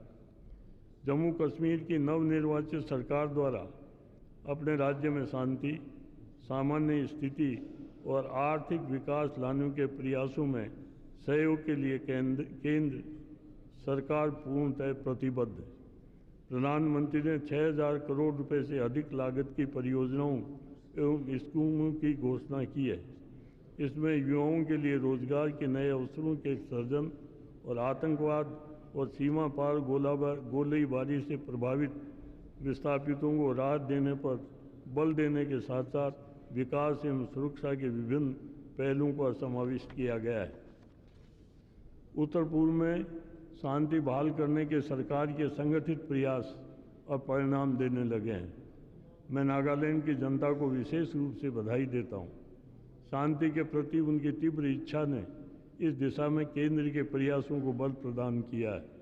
शांति वार्ता के सफलतापूर्वक संपन्न होने पर मैं बोडो समुदाय को भी बधाई देता हूँ। उत्तर पूर्वी क्षेत्र में विकास कार्य ने और गति पकड़ ली है। अब अव्यापगत केंद्रीय पूल के जरिए कई अवसंरचना संबंधी परियोजनाएं स्थापित की गई है। इस पूल के जरिए अब तक 1500 करोड़ रुपए से अधिक की राशि दी गई है। 50 सीटों वाले 4 वायुयानों की उड़ानें प्रारंभ करके उत्तर पूर्व में विमान यात्रा को बेहतर सुविधाएं उपलब्ध कराने की जनता की लंबे समय से चली आ रही मांग पूरी की गई है। पिछले 3 दशकों में राज्य को अपने पुलिस बलों को आधुनिक बनाने के लिए लगभग 550 करोड़ रुपए दिए गए। इसके विपरीत 2 वर्ष प्रारंभ की गई पुलिस आधुनिकीकरण योजना में अगले 10 वर्षों तक हर वर्ष 1000 करोड़ रुपए का प्रावधान है। जिस राज्य सरकारों ने इस निधि का समुचित उपयोग नहीं किया है, उनसे मेरा आग्रह है कि तुरंत सुधारात्मक उपाय करें। अप्रैल से 13 राज्यों में प्रायोगिक आधार पर बहुप्रयोजनीय राष्ट्रीय पहचान पत्र परियोजना प्रारंभ करने का निर्णय लिया गया है। बांग्लादेश से अवैध प्रवासियों की समस्या गंभीर हो गई है। इसमें कई राज्य प्रभावित हुए हैं। उत्तर पूर्व में सक्रिय विद्रोही गुटों द्वारा बांग्लादेश के सीमा क्षेत्र का इस्तेमाल किए जाने की रिपोर्ट मिली है। ISI भी बांग्लादेश में सक्रिय है। इससे घुसपैठ का मुद्दा और भी गंभीर हो जाता है। इस समस्या को रोकने के लिए सभी आवश्यक कदम उठाने हेतु सरकार प्रतिबद्ध है। गुजरात में विधानसभा चुनावों ने लोकतंत्र को मजबूत किया है और इस राज्य के इतिहास में एक दुखद अध्याय का अंत हुआ है। हमें सुनिश्चित करने का संकल्प करना चाहिए कि हमारे देश में किसी की भी भाग में कभी भी सांप्रदायिक हिंसा की पुनरावृत्ति न हो। सरकार पंथ निरपेक्षता के लिए प्रतिबद्ध है। मेरी सरकार ने बार बार ये स्पष्ट किया है कि अयोध्या विवाद को या तो दोनों समुदायों के मध्य वार्ता द्वारा सुलझाया जा सकता है अथवा न्यायपालिका के निर्णय द्वारा, जिसे सभी संबंधित को मानना पड़ेगा। न्यायालय को अपना कार्य तीव्रता से करके शीघ्र फैसले देना चाहिए। राजनीतिक दलों, धार्मिक नेताओं और विशिष्ट सामाजिक व्यक्तियों के लिए भी आवश्यक है कि वे परस्पर समझबूझ, सद्भाव और अनुकूलता का माहौल तैयार करें। आर्थिक विकास बढ़ाने के लिए सरकार की सुसंगत और समेकित कार्यनीति है। विश्व स्तर पर आई मंदी के बावजूद पिछला वर्ष काफ़ी अच्छा रहा, क्योंकि भारत का स्थान तीव्र विकासशील अर्थव्यवस्थाओं में बना रहा। इस वित्त वर्ष के प्रारंभ 9 महीनों में भारत का निर्यात 20% तक बढ़कर 38 बिलियन अमेरिकी डॉलर 1,81,300 करोड़ रुपए तक पहुंच गया। अर्थव्यवस्था में सापेक्ष गिरावट के बावजूद इस वर्ष के पहले 9 महीनों में उत्पाद शुल्क एवं सीमा शुल्क से कुल राजस्व 15% तक बढ़ गया है। मुद्रास्फीति साधारण स्तर पर रही है। हमारा विदेशी मुद्रा भंडार 73 बिलियन अमेरिकी डॉलर 3,48,439 रुपये पार कर चुका है। 14 राज्यों में गंभीर सूखे के बावजूद खाद्य भंडार की स्थिति संतोषप्रद है और आवश्यक वस्तुओं की कीमतें काबू में है। सकल घरेलू उत्पाद के हाल ही के अनुमान में गिरावट लगभग पूरी तरह से कृषि उत्पाद में कमी आने की वजह से हुई है। इससे एक बार फिर ये बात उभर कर सामने आई है कि सिंचाई में और कृषि उपज बढ़ाने वाले अन्य सभी घटकों में सार्वजनिक निवेश बढ़ाए जाने की आवश्यकता है, ताकि हमारा कृषि क्षेत्र मानसून पर अधिक निर्भर न रहे। उप प्रधानमंत्री की अध्यक्षता में सूखा संबंधी एक कार्य दल गठित किया गया है। राष्ट्रीय आपदा आकस्मिकता निधि के तहत अभी तक 1000 करोड़ रुपए से अधिक की राशि राज्यों को दी जा चुकी है। इसके अतिरिक्त राज्यों को आपदा राहत कोष में केंद्र सरकार का योगदान 1400 करोड़ रुपए से अधिक का है।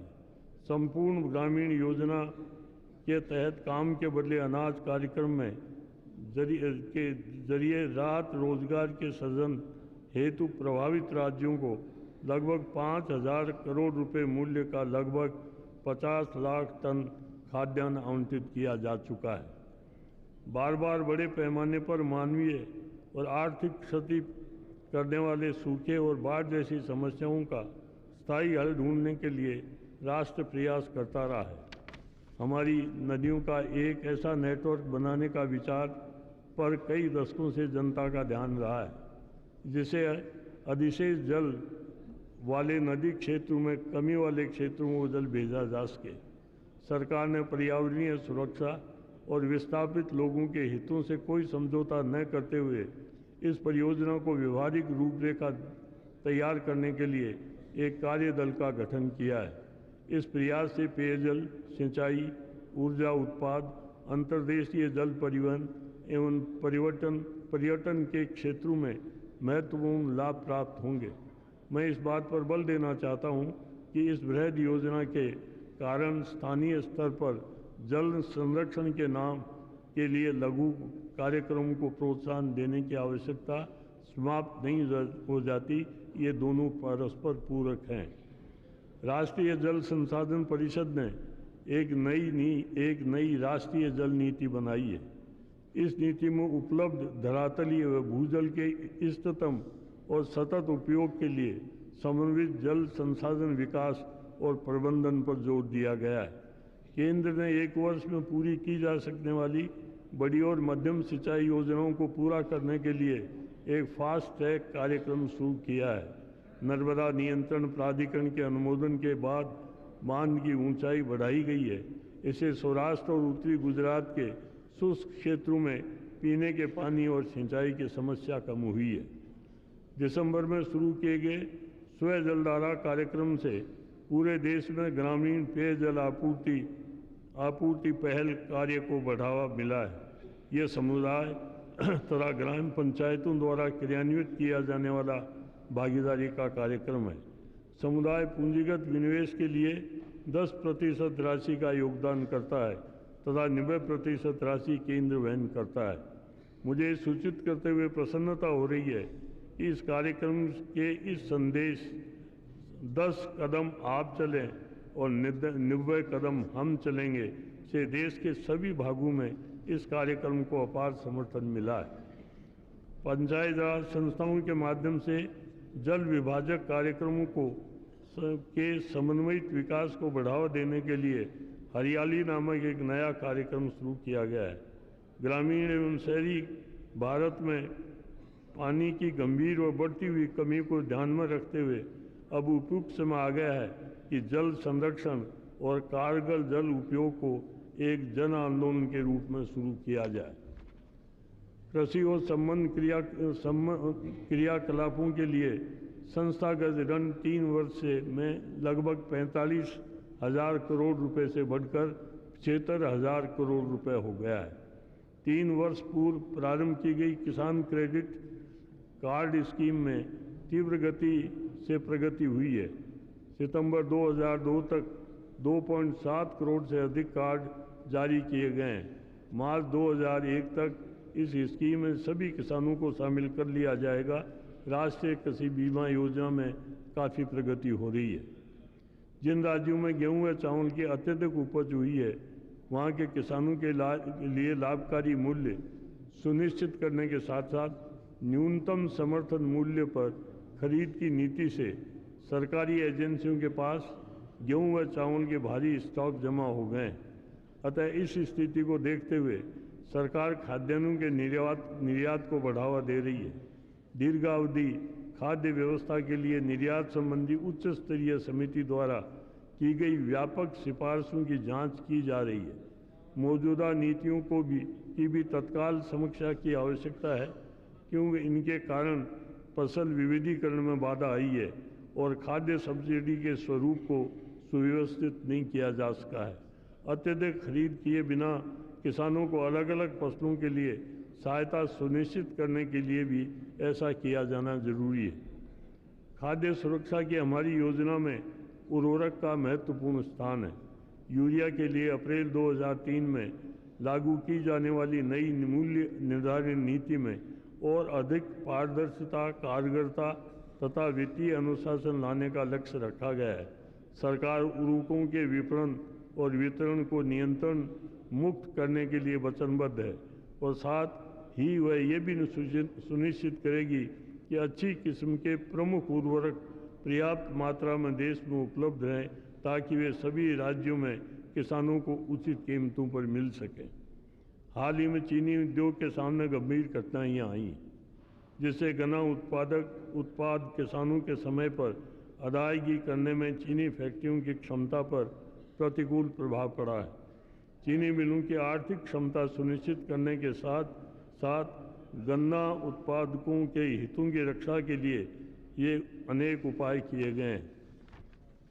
कृषि के विविधीकरण के लिए बागवानी को प्रमुख क्षेत्र के रूप में बढ़ावा देने के सतत प्रयास किए जा रहे हैं। कोल्ड स्टोरेज स्कीम अच्छे ढंग से कार्य कर रही है और इसमें 28 लाख टन की अतिरिक्त क्षमता सर्जित की गई है।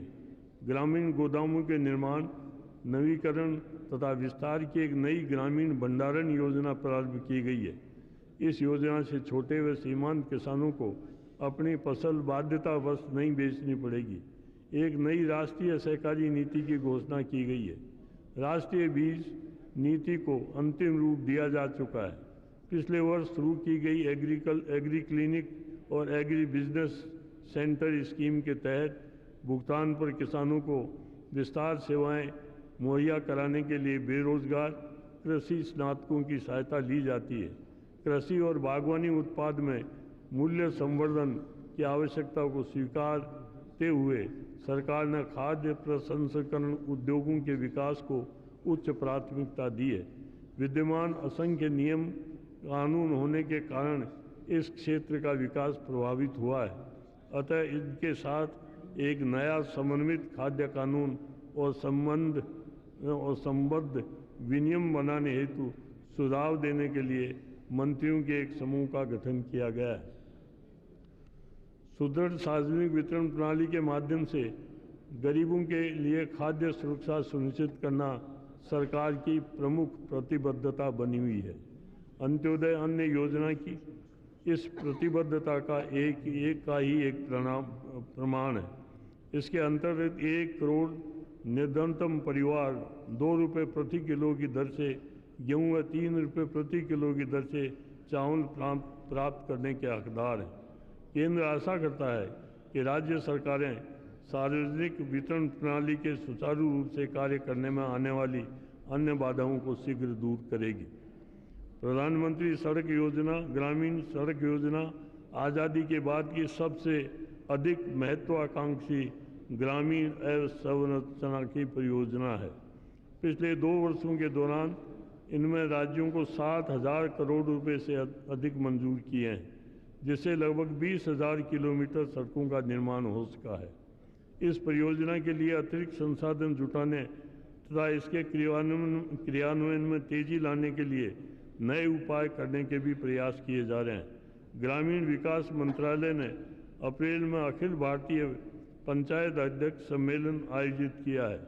इस सम्मेलन में सर्वसम्मति से संकल्प पारित किया गया कि जिसमें केंद्र सरकार से संविधान में संशोधन करके पंचायत राज संस्थाओं को वित्तीय और प्रशासनिक शक्तियां तीव्र और प्रभावी हस्तांतरण सुनिश्चित करने का आग्रह किया है। मैं चाहूँगा कि माननीय सदस्यगण पंचायत स्तर से प्रस्तुत इस महत्वपूर्ण प्रस्ताव पर गहन रूप से विचार करें। राष्ट्रीय राजमार्ग विकास परियोजना आज़ादी के बाद की भारत की गौरवमयी सफलताओं में से एक है। स्वतंत्रता के प्रथम 50 वर्षों के दौरान बनाए गए कुल 556 किलोमीटर के 4 व 6 लेन वाले राजमार्गों की तुलना में आज हम प्रतिदिन 5 किलोमीटर लंबे विश्व स्तरीय राजमार्गों का निर्माण कर रहे हैं। सरकार 1999 और 2007 के दौरान लगभग 15,000 किलोमीटर के विश्व स्तरीय राजमार्गों के निर्माण पर प्रतिदिन 20 करोड़ रुपया खर्च कर रही है। लगभग 6000 किलोमीटर सड़कों वाली इस स्वर्णिम चौमार्गी परियोजना का कार्य कई स्थानों पर अपनी नियत समयावधि से आगे चल रहा है। 18,000 करोड़ रुपए से अधिक मूल्य के ठेके, जिसमें अधिकतर ठेकेदार भारतीय हैं, पहले ही दिए जा चुके हैं। ये परियोजना पहले ही 2.5 लाख निर्माण कामगारों तथा 10,000 पर्यवेक्षकों के लिए दैनिक रोजगार का सृजन कर रही है। इसका प्रथम चरण पूरा होने पर यह रोजगार के 18 करोड़ श्रम दिवस सृजित कर चुकी होगी। भारत के सीमेंट और इस्पात उद्योग को भरपूर बढ़ावा देने के साथ साथ आशा है कि अकेले स्वर्णिम चौमार्गीय परियोजना से ईंधन व वाहन रख रखाव लागतों पर 8,000 करोड़ रुपए की वार्षिक बचत होगी।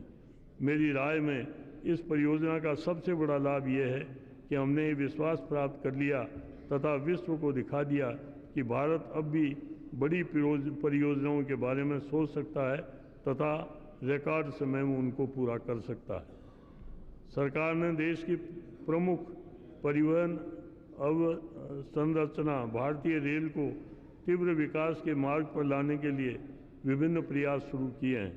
राष्ट्रीय रेल विकास योजना के नाम से गैर बजटीय निवेश के क्षेत्र में नई पहल की गई है। इसमें अगले 5 वर्षों में 15,000 करोड़ रुपए के निवेश की परिकल्पना की गई है। जम्मू कश्मीर में उधमपुर से बारामूला तक रेल लाइन के निर्माण के लिए 3,500 करोड़ रुपए से अधिक की लागत वाली एक प्रमुख परियोजना क्रियान्वित की जा रही है। हम ये सुनिश्चित करेंगे कि कश्मीर घाटी में रेलगाड़ी 15 अगस्त 2007 से पूर्व चलने लगे। लगभग 40,000 करोड़ रुपए की लागत वाली विचाराधीन कुल परियोजनाओं में से अगले 10 वर्षों के भीतर सभी व्यवहार्य स्वीकृत रेल परियोजनाओं को पूरा करने की योजना भी बनाई जा रही है। अपनी मियाद पूरी कर चुकी परिसंपत्तियों के नवीनीकरण के लिए तथा सुरक्षा बढ़ाने संबंधी कार्यों के लिए 17,000 करोड़ रुपए का अव्ययगत विशेष रेल सुरक्षा कोष बनाया गया। पोत परिवहन और बंदरगाह विकास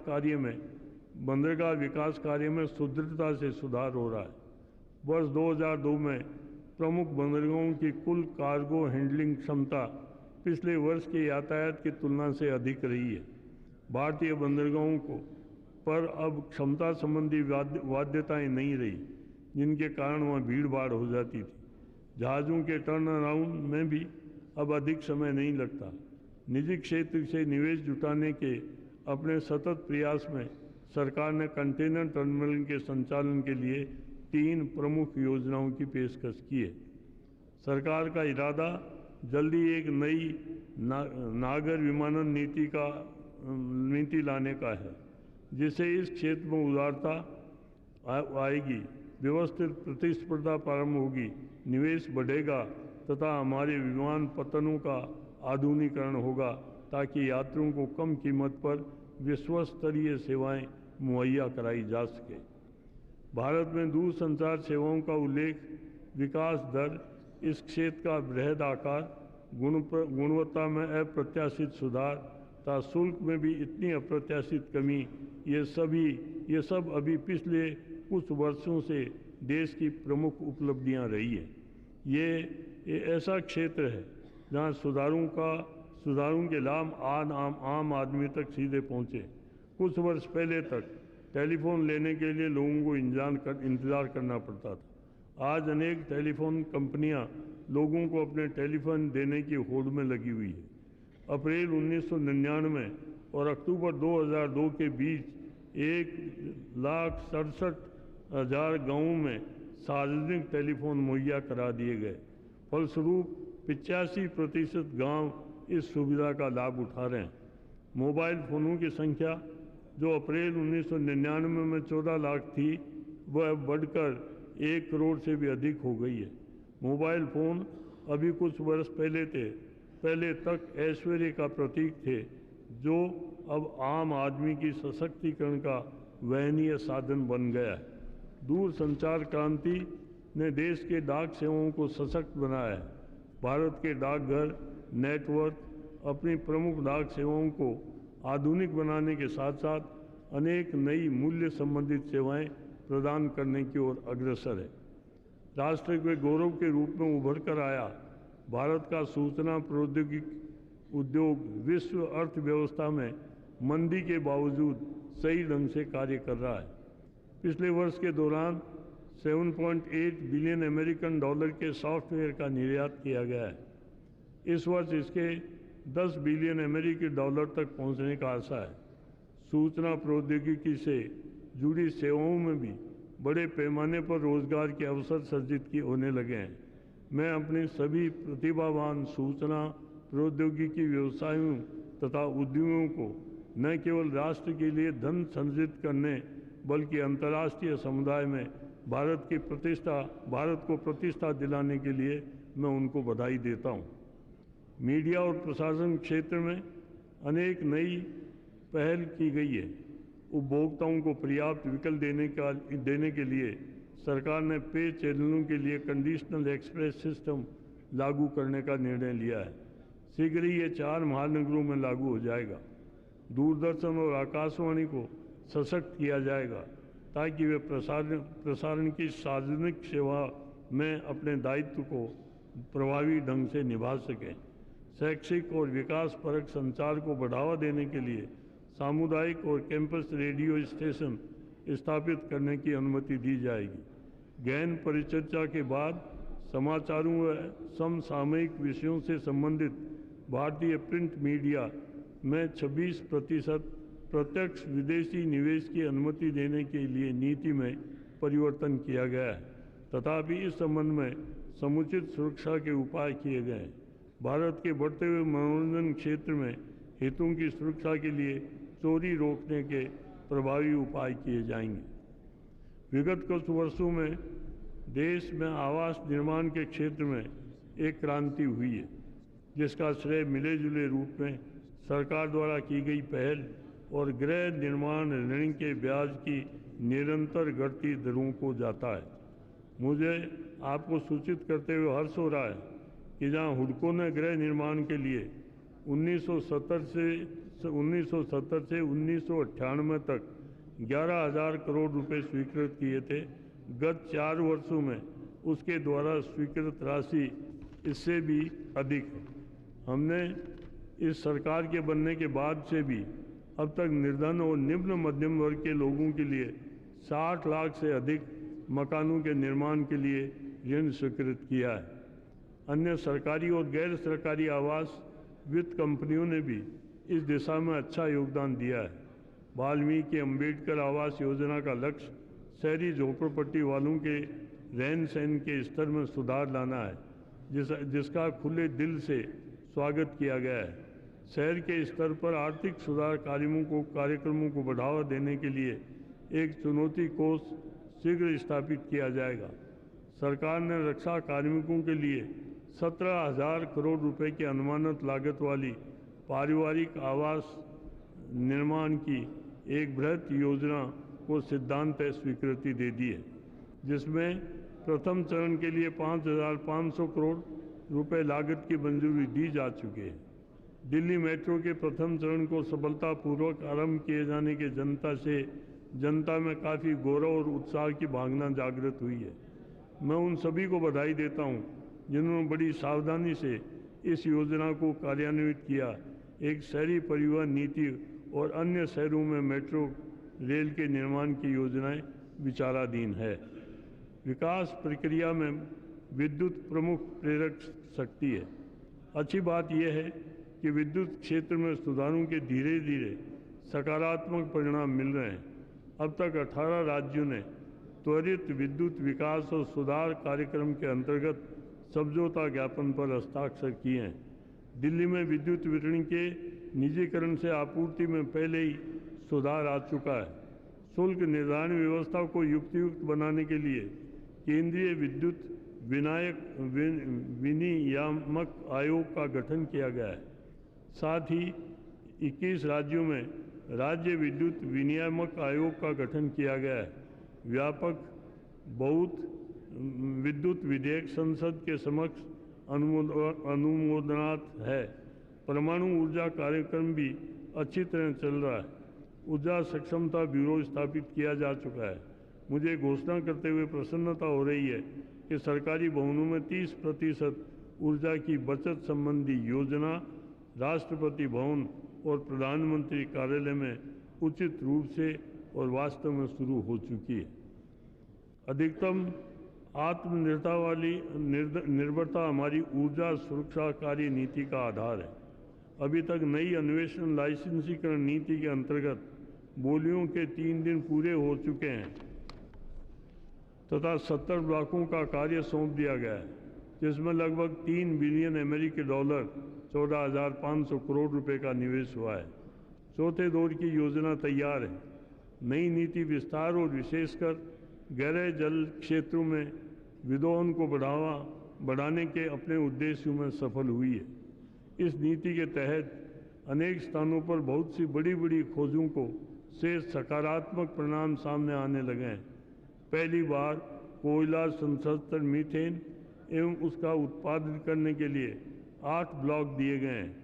ONGC विदेश लिमिटेड ने वियतनाम अपतटीय गैस परियोजना से अपना पहला गैस उत्पादन शुरू कर दिया है।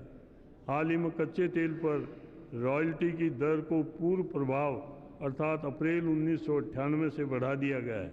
इससे तेल उत्पादक राज्यों के अतिरिक्त राजस्व प्राप्त हो सकेगा। पेट्रोलियम क्षेत्र में लागू मूल्य प्रणाली को अप्रैल 2002 से समाप्त कर दिया गया है। गृहिणियों के लिए भी अच्छी खबर है। पिछले 40 वर्षों में दी गई 3 करोड़ 47 लाख गैस कनेक्शन की तुलना में पिछले 4 वर्षों में के दौरान 3 करोड़ 30 लाख गैस कनेक्शन दिए गए हैं। कोयला भारत की मुख्य और गौण वाणिज्यिक ऊर्जा संबंधी आवश्यकताओं को पूरा करने में प्रमुख स्रोत है। अभी तक विशिष्ट अंतिम उपयोग के लिए आबद्ध खनन आधार पर 27 कोयला खनन खंडों का कार्य 22 कंपनियों को सौंपा गया है। ऊर्जा पर संसदीय स्थायी समिति ने कोयला खनन राष्ट्रीयकरण संशोधन विधेयक 2000 पर अपनी सिफारिश प्रस्तुत कर दी है, जिनमें आबद्ध अंतिम उपयोग के प्रतिबंध के बिना निर्बाध कोयला खनन का कार्य निजी क्षेत्रों को सौंपने का प्रावधान है। 1 अप्रैल को भारत के अप्रत्यक्ष कर व्यवस्था का एक प्रमुख लक्ष्य को पार कर लेगी। हमारी सभी राज्य कर वसूली का एक समान प्रणाली अर्थात मूल्य वर्धित कर प्रणाली अपना लेंगे। मूल्य वर्धित कर प्रणाली के लागू करने के प्रारंभिक अवधि के दौरान राज्यों को ये शंका है कि उन्हें इस प्रणाली से राजस्व की हानि होगी, लेकिन इस शंका का यह आश्वासन देकर निराकरण किया गया है कि यदि मूल्यवर्धित प्रणाली लागू करने से राज्यों को राजस्व की कोई हानि होती है तो भारत सरकार उसकी भरपाई करेगी। सुव्यवस्थित पूंजी बाजारों में और भलीभांति नियंत्रित वित्तीय संस्थाओं से तीव्र आर्थिक विकास के लिए लाभकारी निवेश जुटाने में मदद मिलती है।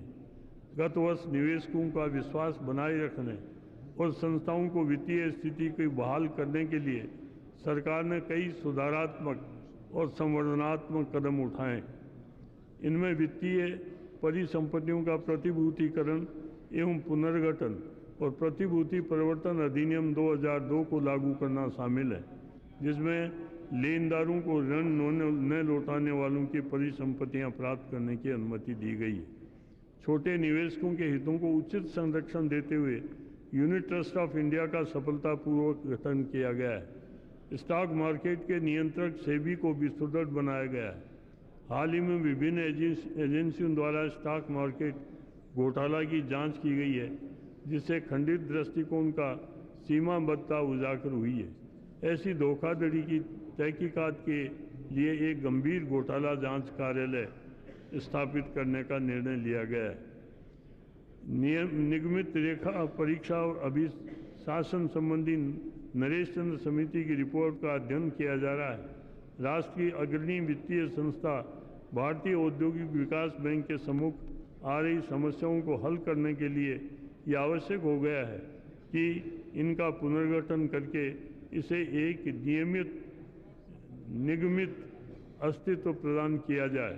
भारतीय औद्योगिक विकास बैंक को निगमित करने के लिए एक विधेयक पेश किया गया है।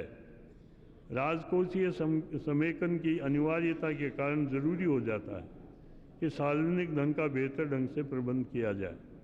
ऐसे अधिक राजस्व वसूल करके और अलाभकारी खर्चों पर नियंत्रण करके ही किया जा सकता है। स्थायी, पारदर्शी और कारगर कर प्रशासन पर ध्यान केंद्रित करके कर प्रणाली के पुनर्गठन के जरिए राजस्व में वृद्धि की जा सकेगी। प्रत्यक्ष और अप्रत्यक्ष करों के संबंध में केलकर समिति की रिपोर्ट ऐसा कर ढांचा तैयार करने में मार्गदर्शक हो सकती है। खर्च के बारे में केंद्र और राज्यों दोनों को अपना राजस्व खर्च को युक्ति संगत बनाने और अपनी सब्सिडी को बेहतर तरह से लक्षित करने का आवश्यकता है। हाल ही में गठित 12वां वित्त आयोग इस महत्वपूर्ण मुद्दे पर विचार करेगा। आर्थिक सुधारों और व्यापक नीति के एक भाग के रूप में विनिवेश प्रक्रिया को सतत गति प्राप्त हुई है। राज्य सरकारें भी इस नीति को अपना रही है, जिससे जाहिर है कि इस प्रक्रिया को व्यवहार में सर्वसम्मति मिली है। विनिवेश से प्राप्त लाभ से लोक ऋण का बोझ कम होता है, जिसमें सामाजिक और संरचना संबंधी क्षेत्रों के लिए सरकारी संसाधन उपलब्ध हो जाते हैं। वर्तमान वर्ष के दौरान अभी तक के विनिवेश में के 13 मामलों में से 11 मामले घाटे में चल रही इकाइयों के थे। विनिवेश की प्रतिक्रियाओं में पारदर्शिता, कार्यकुशलता, प्रशासनिक सरलता और सम्यक निर्णय लेने के उद्देश्यों के लिए मानदंड स्थापित किए हैं। उदारीकरण के इस युग में संगठित और असंगठित श्रमिकों को सामाजिक सुरक्षा देना सरकार की प्राथमिकता रहेगी। कर्मचारी भविष्य निधि योजना से 3.7 करोड़ अंशदाता लाभान्वित हो रहे हैं। इस योजना के अंतर्गत दावों को निपटाने के लिए में लगने वाले समय को 30 दिन से कम करके 2-3 दिन करने का एक नया कार्यक्रम शुरू किया गया है। राष्ट्र स्तर के प्रत्येक श्रमिक को एक अलग सामाजिक सुरक्षा संख्या देने की तैयारी की जा रही है।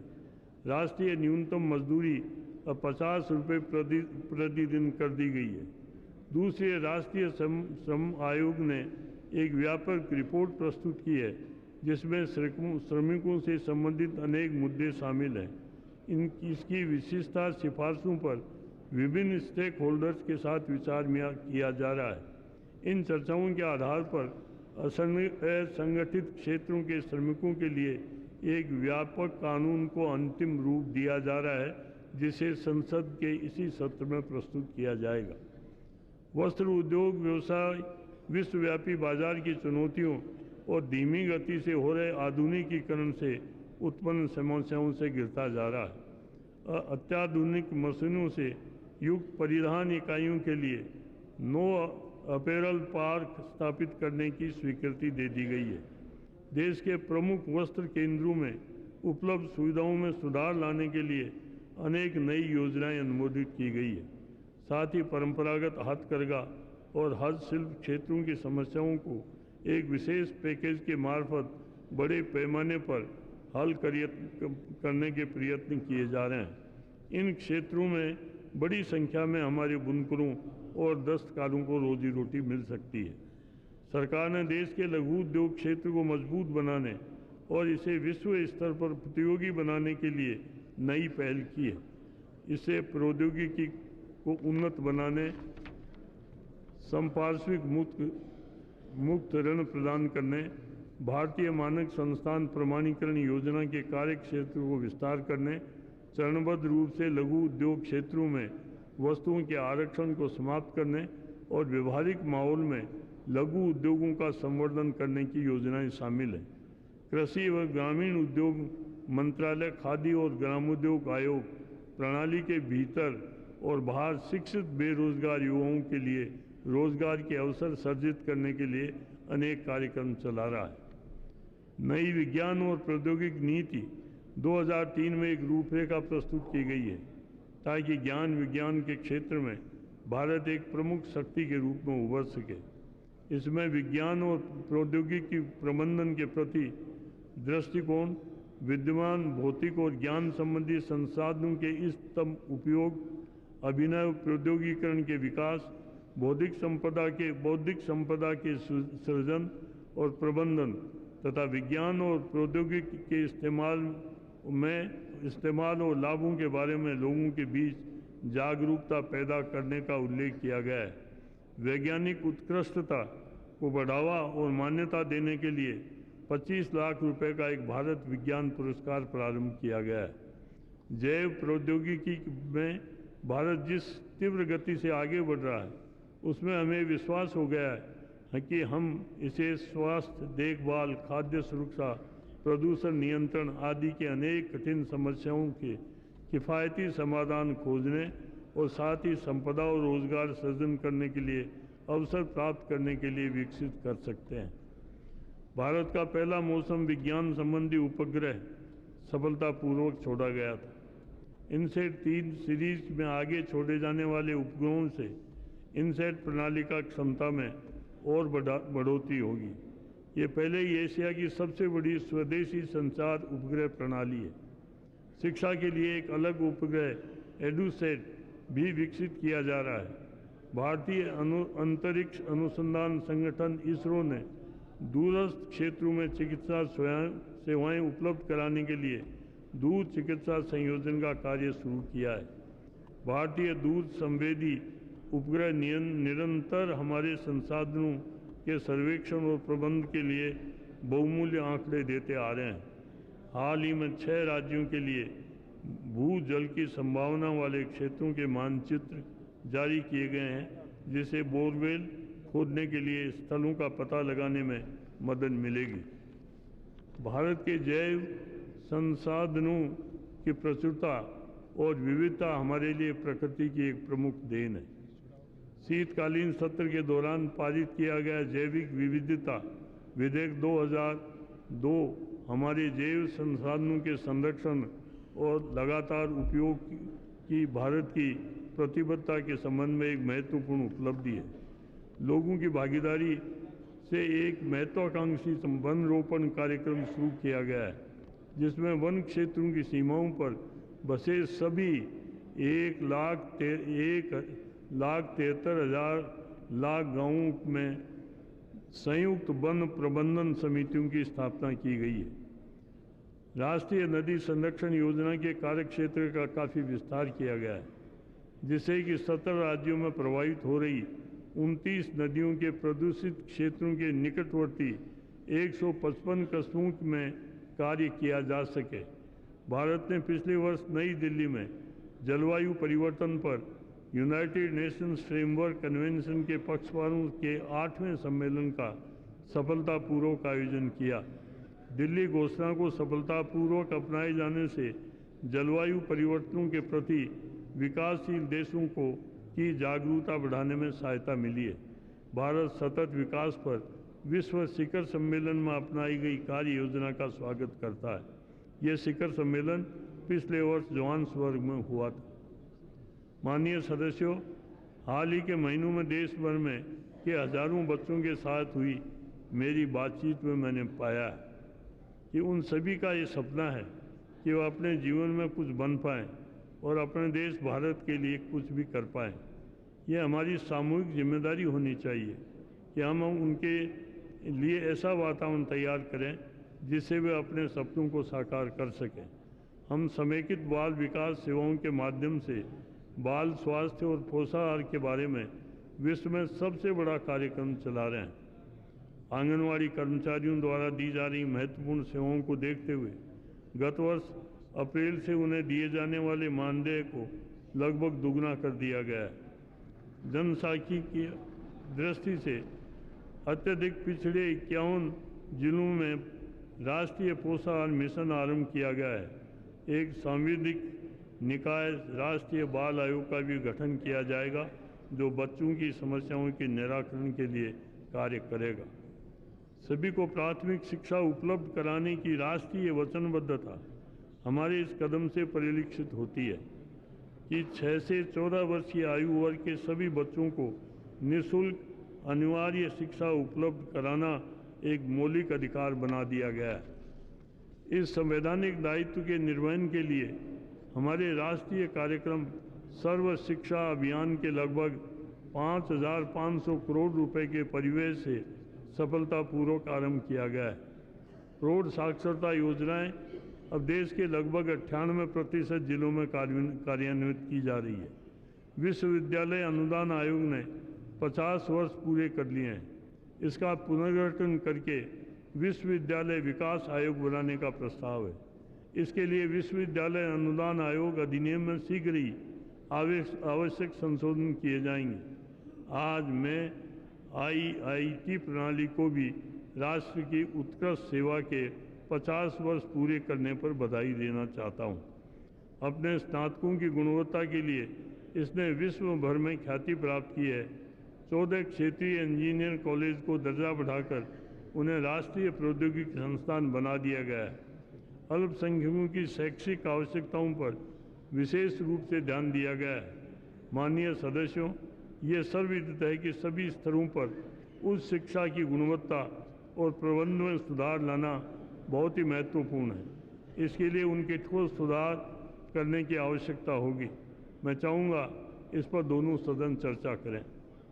आर्थिक सशक्तिकरण महिलाओं के सशक्तिकरण का एक मुख्य पहलू है। महिला संगठक योजना की अवधारणा एक कार्यनीति के रूप में ये सुनिश्चित करने के लिए की गई कि बजट संसाधनों का कम से कम 30% महिलाओं के लाभ के लिए खर्च किया जाए। मुझे इस संज्ञान से प्रसन्नता हो रही है कि नवी योजना अवधि में के दौरान सामाजिक क्षेत्र के मंत्रालयों में बजट आवंटन का लगभग 43% वस्तुतः महिला विशिष्ट अथवा महिलाओं से संबंधित परियोजनाओं पर खर्चा किया गया है। इस प्रणाली को इस वर्ष और सुदृढ़ किया जाएगा। महिलाओं में स्व सहायता समूह आंदोलन बहुत सफल सिद्ध हुआ है। सरकार ने राष्ट्रीय स्वास्थ्य नीति 2002 की घोषणा की है। इसका लक्ष्य जन सामान्य में अच्छे स्वास्थ्य की एक स्वीकार्य स्थिति प्राप्त करना है। खराब स्वास्थ्य स्थिति वाले क्षेत्रों में नवी अवसंरचना बनाकर विद्यमान संस्थानों की अवसंरचना में सुधार करके विकेंद्रीकृत सार्वजनिक स्वास्थ्य देखरेख प्रणाली की उपलब्धता बढ़ाकर ऐसा किया जाएगा। भारतीय चिकित्सा पद्धति और होम्योपैथिक संबंधी एक नई राष्ट्रीय नीति की घोषणा की गई है। मलेरिया, काला आजार, डेंगू, अंधापन तथा कुछ रोग से रोकथाम करने के हमारे प्रयास सही ढंग से जारी हैं। संशोधित राष्ट्रीय क्षय रोग नियंत्रण कार्यक्रम के अंतर्गत 1998 में 20 मिलियन लोगों को उपलब्ध उपचार सुविधा अब बढ़कर 560 मिलियन लोगों के लिए उपलब्ध है। सरकार ने देश भर में एक व्यापक राष्ट्रीय एड्स नियंत्रण कार्यक्रम के क्रियान्वयन में राज्यों और गैर सरकारी संगठनों के साथ अपनी सहभागिता बढ़ाई है। उदारीकरण के युग में सरकार ये सुनिश्चित करने के लिए प्रतिबद्ध है कि मूल औषधियाँ उचित मूल्यों पर आसानी से उपलब्ध हों। वह हमारे फार्मास्यूटिकल उद्योग को और सुदृढ़ करने के लिए व्यापक कदम उठाएगी। हाल ही के वर्षों में इस उद्योग ने कारगर निर्यात क्षमताएं तथा नई औषधियाँ विकसित करने में विश्व स्तर पर व्यापक प्रतिस्पर्धा शक्ति हासिल की है। भारत के शहरी तथा ग्रामीण क्षेत्रों में स्वच्छता की खराब स्थिति में सुधार करना आवश्यक है, जिससे कि बीमारियों, विशेषकर बच्चों और गरीबों में होने वाली बीमारियों को रोका जा सके। सरकार नागरिक संगठनों की सक्रिय भागीदारी से शीघ्र ही एक व्यापक सफाई अभियान शुरू करेगी, जिसे रेल, सरकारी भवनों, अस्पतालों तथा सार्वजनिक स्थानों में आरंभ किया जाएगा। बिहार, मध्य प्रदेश, राजस्थान और उत्तर प्रदेश में जनसंख्या नियंत्रण के क्षेत्र में संतोषजनक प्रगति नहीं हुई। ये राष्ट्रीय चिंता का गंभीर विषय है। इन 4 राज्य सरकारों के साथ निकट संपर्क से केंद्र ने इस समस्या को निपटने के लिए अधिक ध्यान दिए जाने की आवश्यकता योजना बनाई है। ये भी उतनी ही चिंता का विषय है कि देश के विभिन्न हिस्सों जैसे पंजाब, हरियाणा, गुजरात, महाराष्ट्र और दिल्ली में पुरुषों के मुकाबले महिलाओं की जन्म दर का अनुपात अखिल भारतीय औसत से काफ़ी कम है और ये पिछले कुछ एक दशकों से घटता जा रहा है। संसद में जन्म से पूर्व संसद ने जन्म से पूर्व शिशु के लिंग का पता लगाने के संबंध में दंडात्मक प्रावधानों को और कड़ा किया है। तथापि सरकारों और सिविल सोसाइटी के लिए समय आ गया है कि वो बालिका भ्रूण हत्या और नवजात बच्चों की हत्या जैसी बुराइयों के विरुद्ध एक सतत अभियान चलाए। चिंता का दूसरा क्षेत्र यह है कि उत्तर प्रदेश और कुछ राज्यों में पोलियो की बीमारी फिर से उभरी है। इससे भारत को 2001 तक पोलियो मुक्त बनाने के हमारे संकल्प को धक्का पहुंचा है। 15 राज्यों में हेपेटाइटिस बी के खतरनाक प्रसार को देखते हुए बच्चों को आवश्यक टीके लगाने के लिए प्रायोगिक परियोजनाएं शुरू की गई है। मेरी सरकार का निरंतर प्रयास है कि कमज़ोर वर्ग तथा अल्पसंख्यकों को मुख्य धारा में शामिल किया जाए और सामाजिक न्याय को बढ़ावा दिया जाए। ये सुनिश्चित करने का एक महत्वपूर्ण उपाय है आर्थिक न्याय तथा रोजगारोन्मुखी शैक्षिक सहायता प्रदान करना। इस वर्ष 18 लाख से अधिक अनुसूचित जाति, 5 लाख से अधिक अनुसूचित जनजाति और 6 लाख से अधिक पिछड़े वर्ग के छात्रों को छात्रवृत्ति दी गई। इस वर्ष 10वीं कक्षा के बाद दी जाने वाली 2 नई योग्यता आधारित छात्रवृत्तियां प्रारंभ की गई हैं। इनमें एक डॉक्टर बाबा साहब अम्बेडकर के नाम पर है और दूसरी विकलांग छात्रों के लिए। विभिन्न वित्तीय विकास निगमों के लिए इस दायित्व की पूर्ति एक चुनौती है। अनुसूचित जनजातियों के कल्याण एवं विकास पर और अधिक बल देने के लिए अनुसूचित क्षेत्र तथा अनुसूचित जनजाति आयोग का गठन किया गया है। ऐसे आयोग का गठन 1960 में किया गया था। इसी तरह 50 वर्षों के बाद संविधान के अनुच्छेद 342 के अंतर्गत अनुसूचित जनजाति सूची में त्वरित संशोधन किया गया है, जिसमें 142 समुदायों की सूची में शामिल करना तथा सूची में से निकाल देना भी शामिल है। अनुसूचित जनजातियों की आवश्यकता पर पूरा ध्यान देने के लिए राष्ट्रीय अनुसूचित जाति व अनुसूचित जनजाति आयोग को विभाजित करके एक पृथक राष्ट्रीय अनुसूचित जनजाति आयोग बनाने का प्रस्ताव है।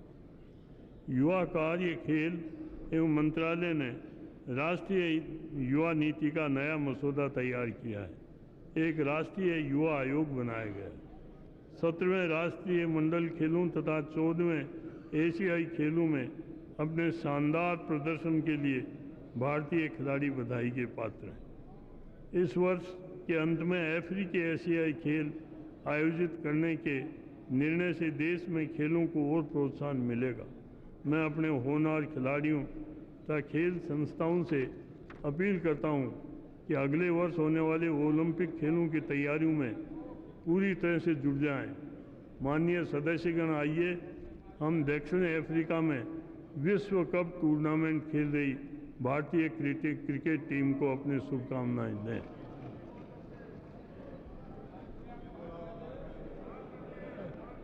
चुनाव सुधारों के प्रति सरकार की प्रतिबद्धता।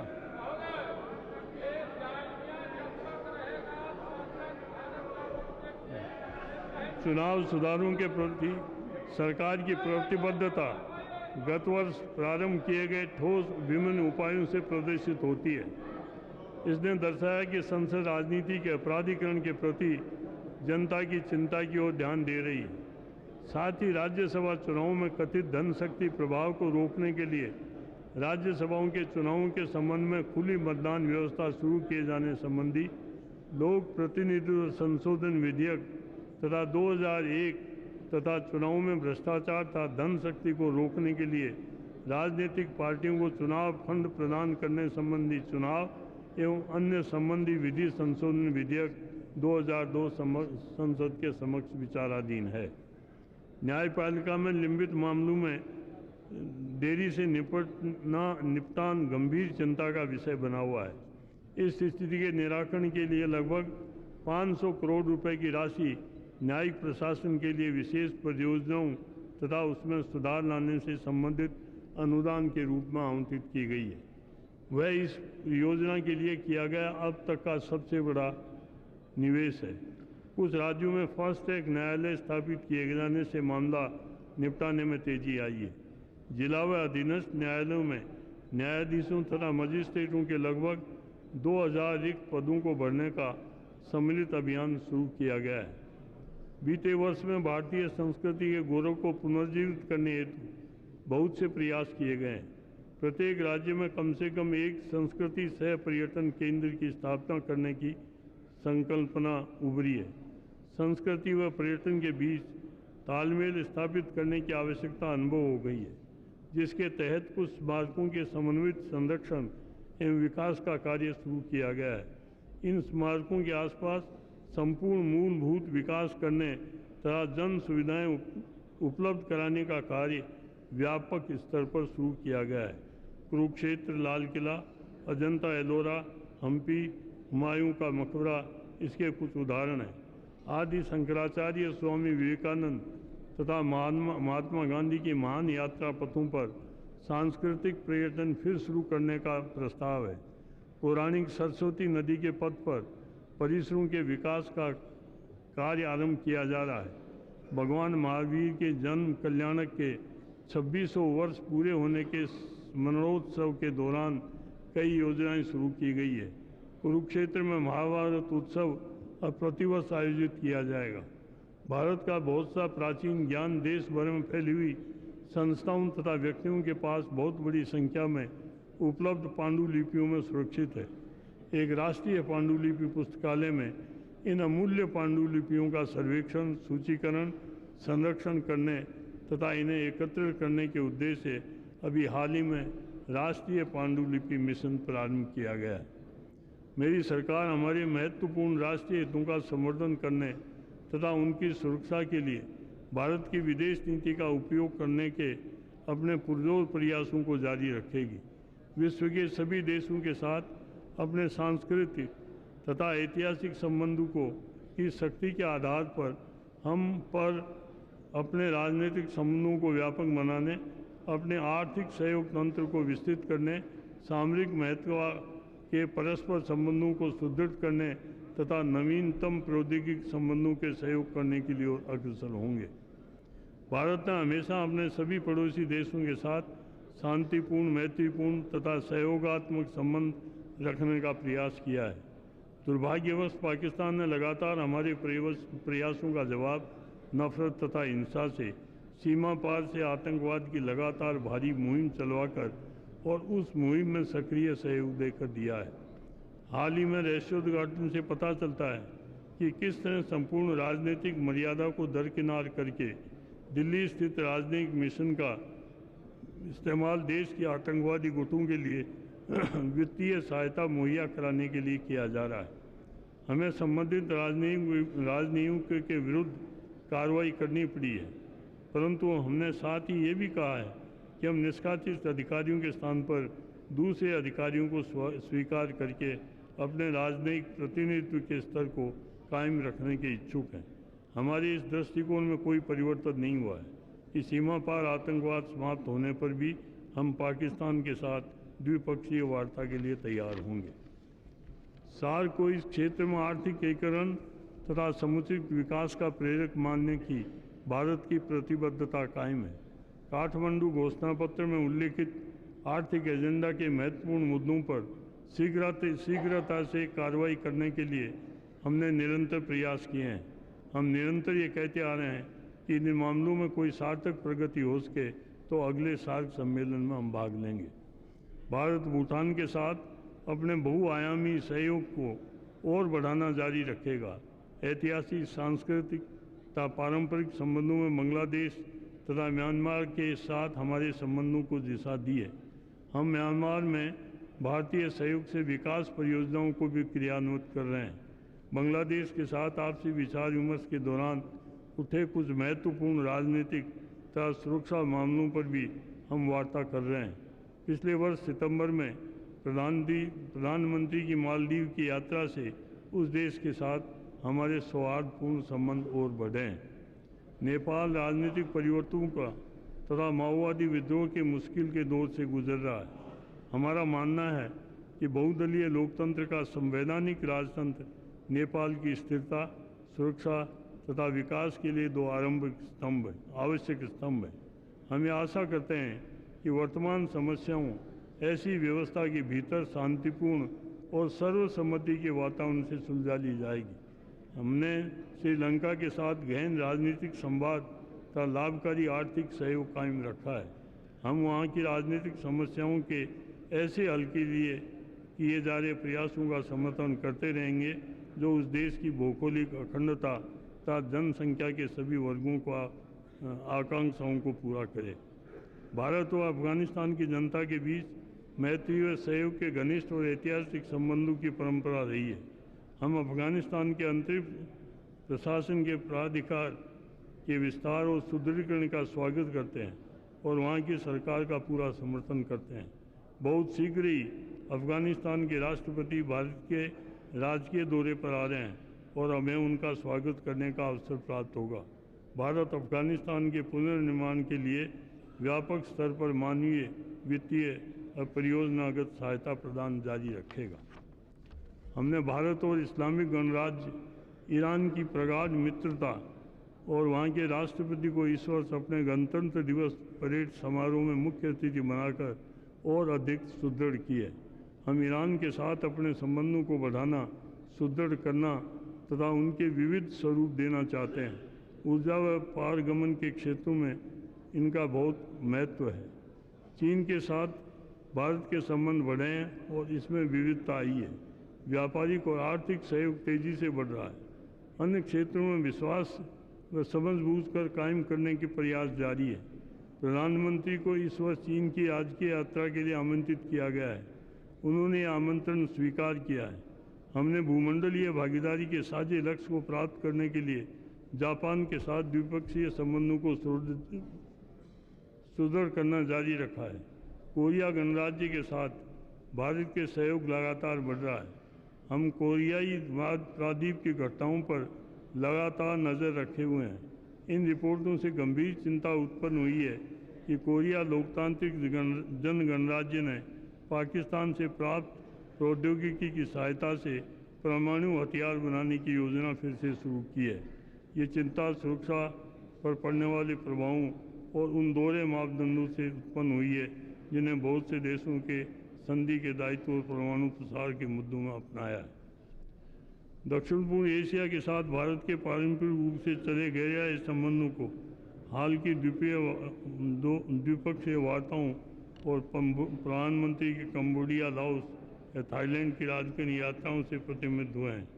हाल ही में राजनीतिक आर्थिक घटनाक्रम के विचारों के समानता से मध्य एशिया के साथ भारत के गए और संबंध बढ़े हैं। खाड़ी क्षेत्र का भारत के लिए बहुत अधिक महत्व है। इराक से संबंधित दूसरी स्थिति पर संपूर्ण विश्व की चिंता हमें भी शामिल है। मेरी सरकार भारत और रूसी संघ के बीच सामरिक महत्व की भागीदारी को बहुत महत्व देती है।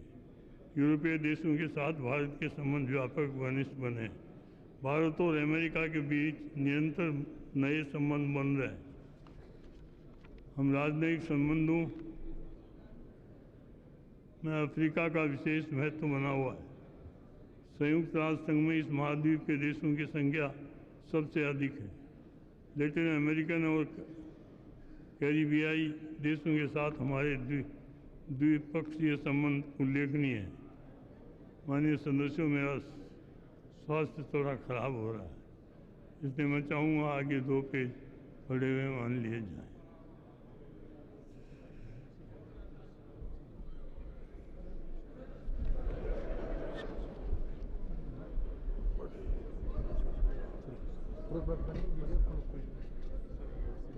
बैठ जा, इसको छोड़ दे, छोड़ दे, बैठ जा, पानी ले ले, पानी ले ले।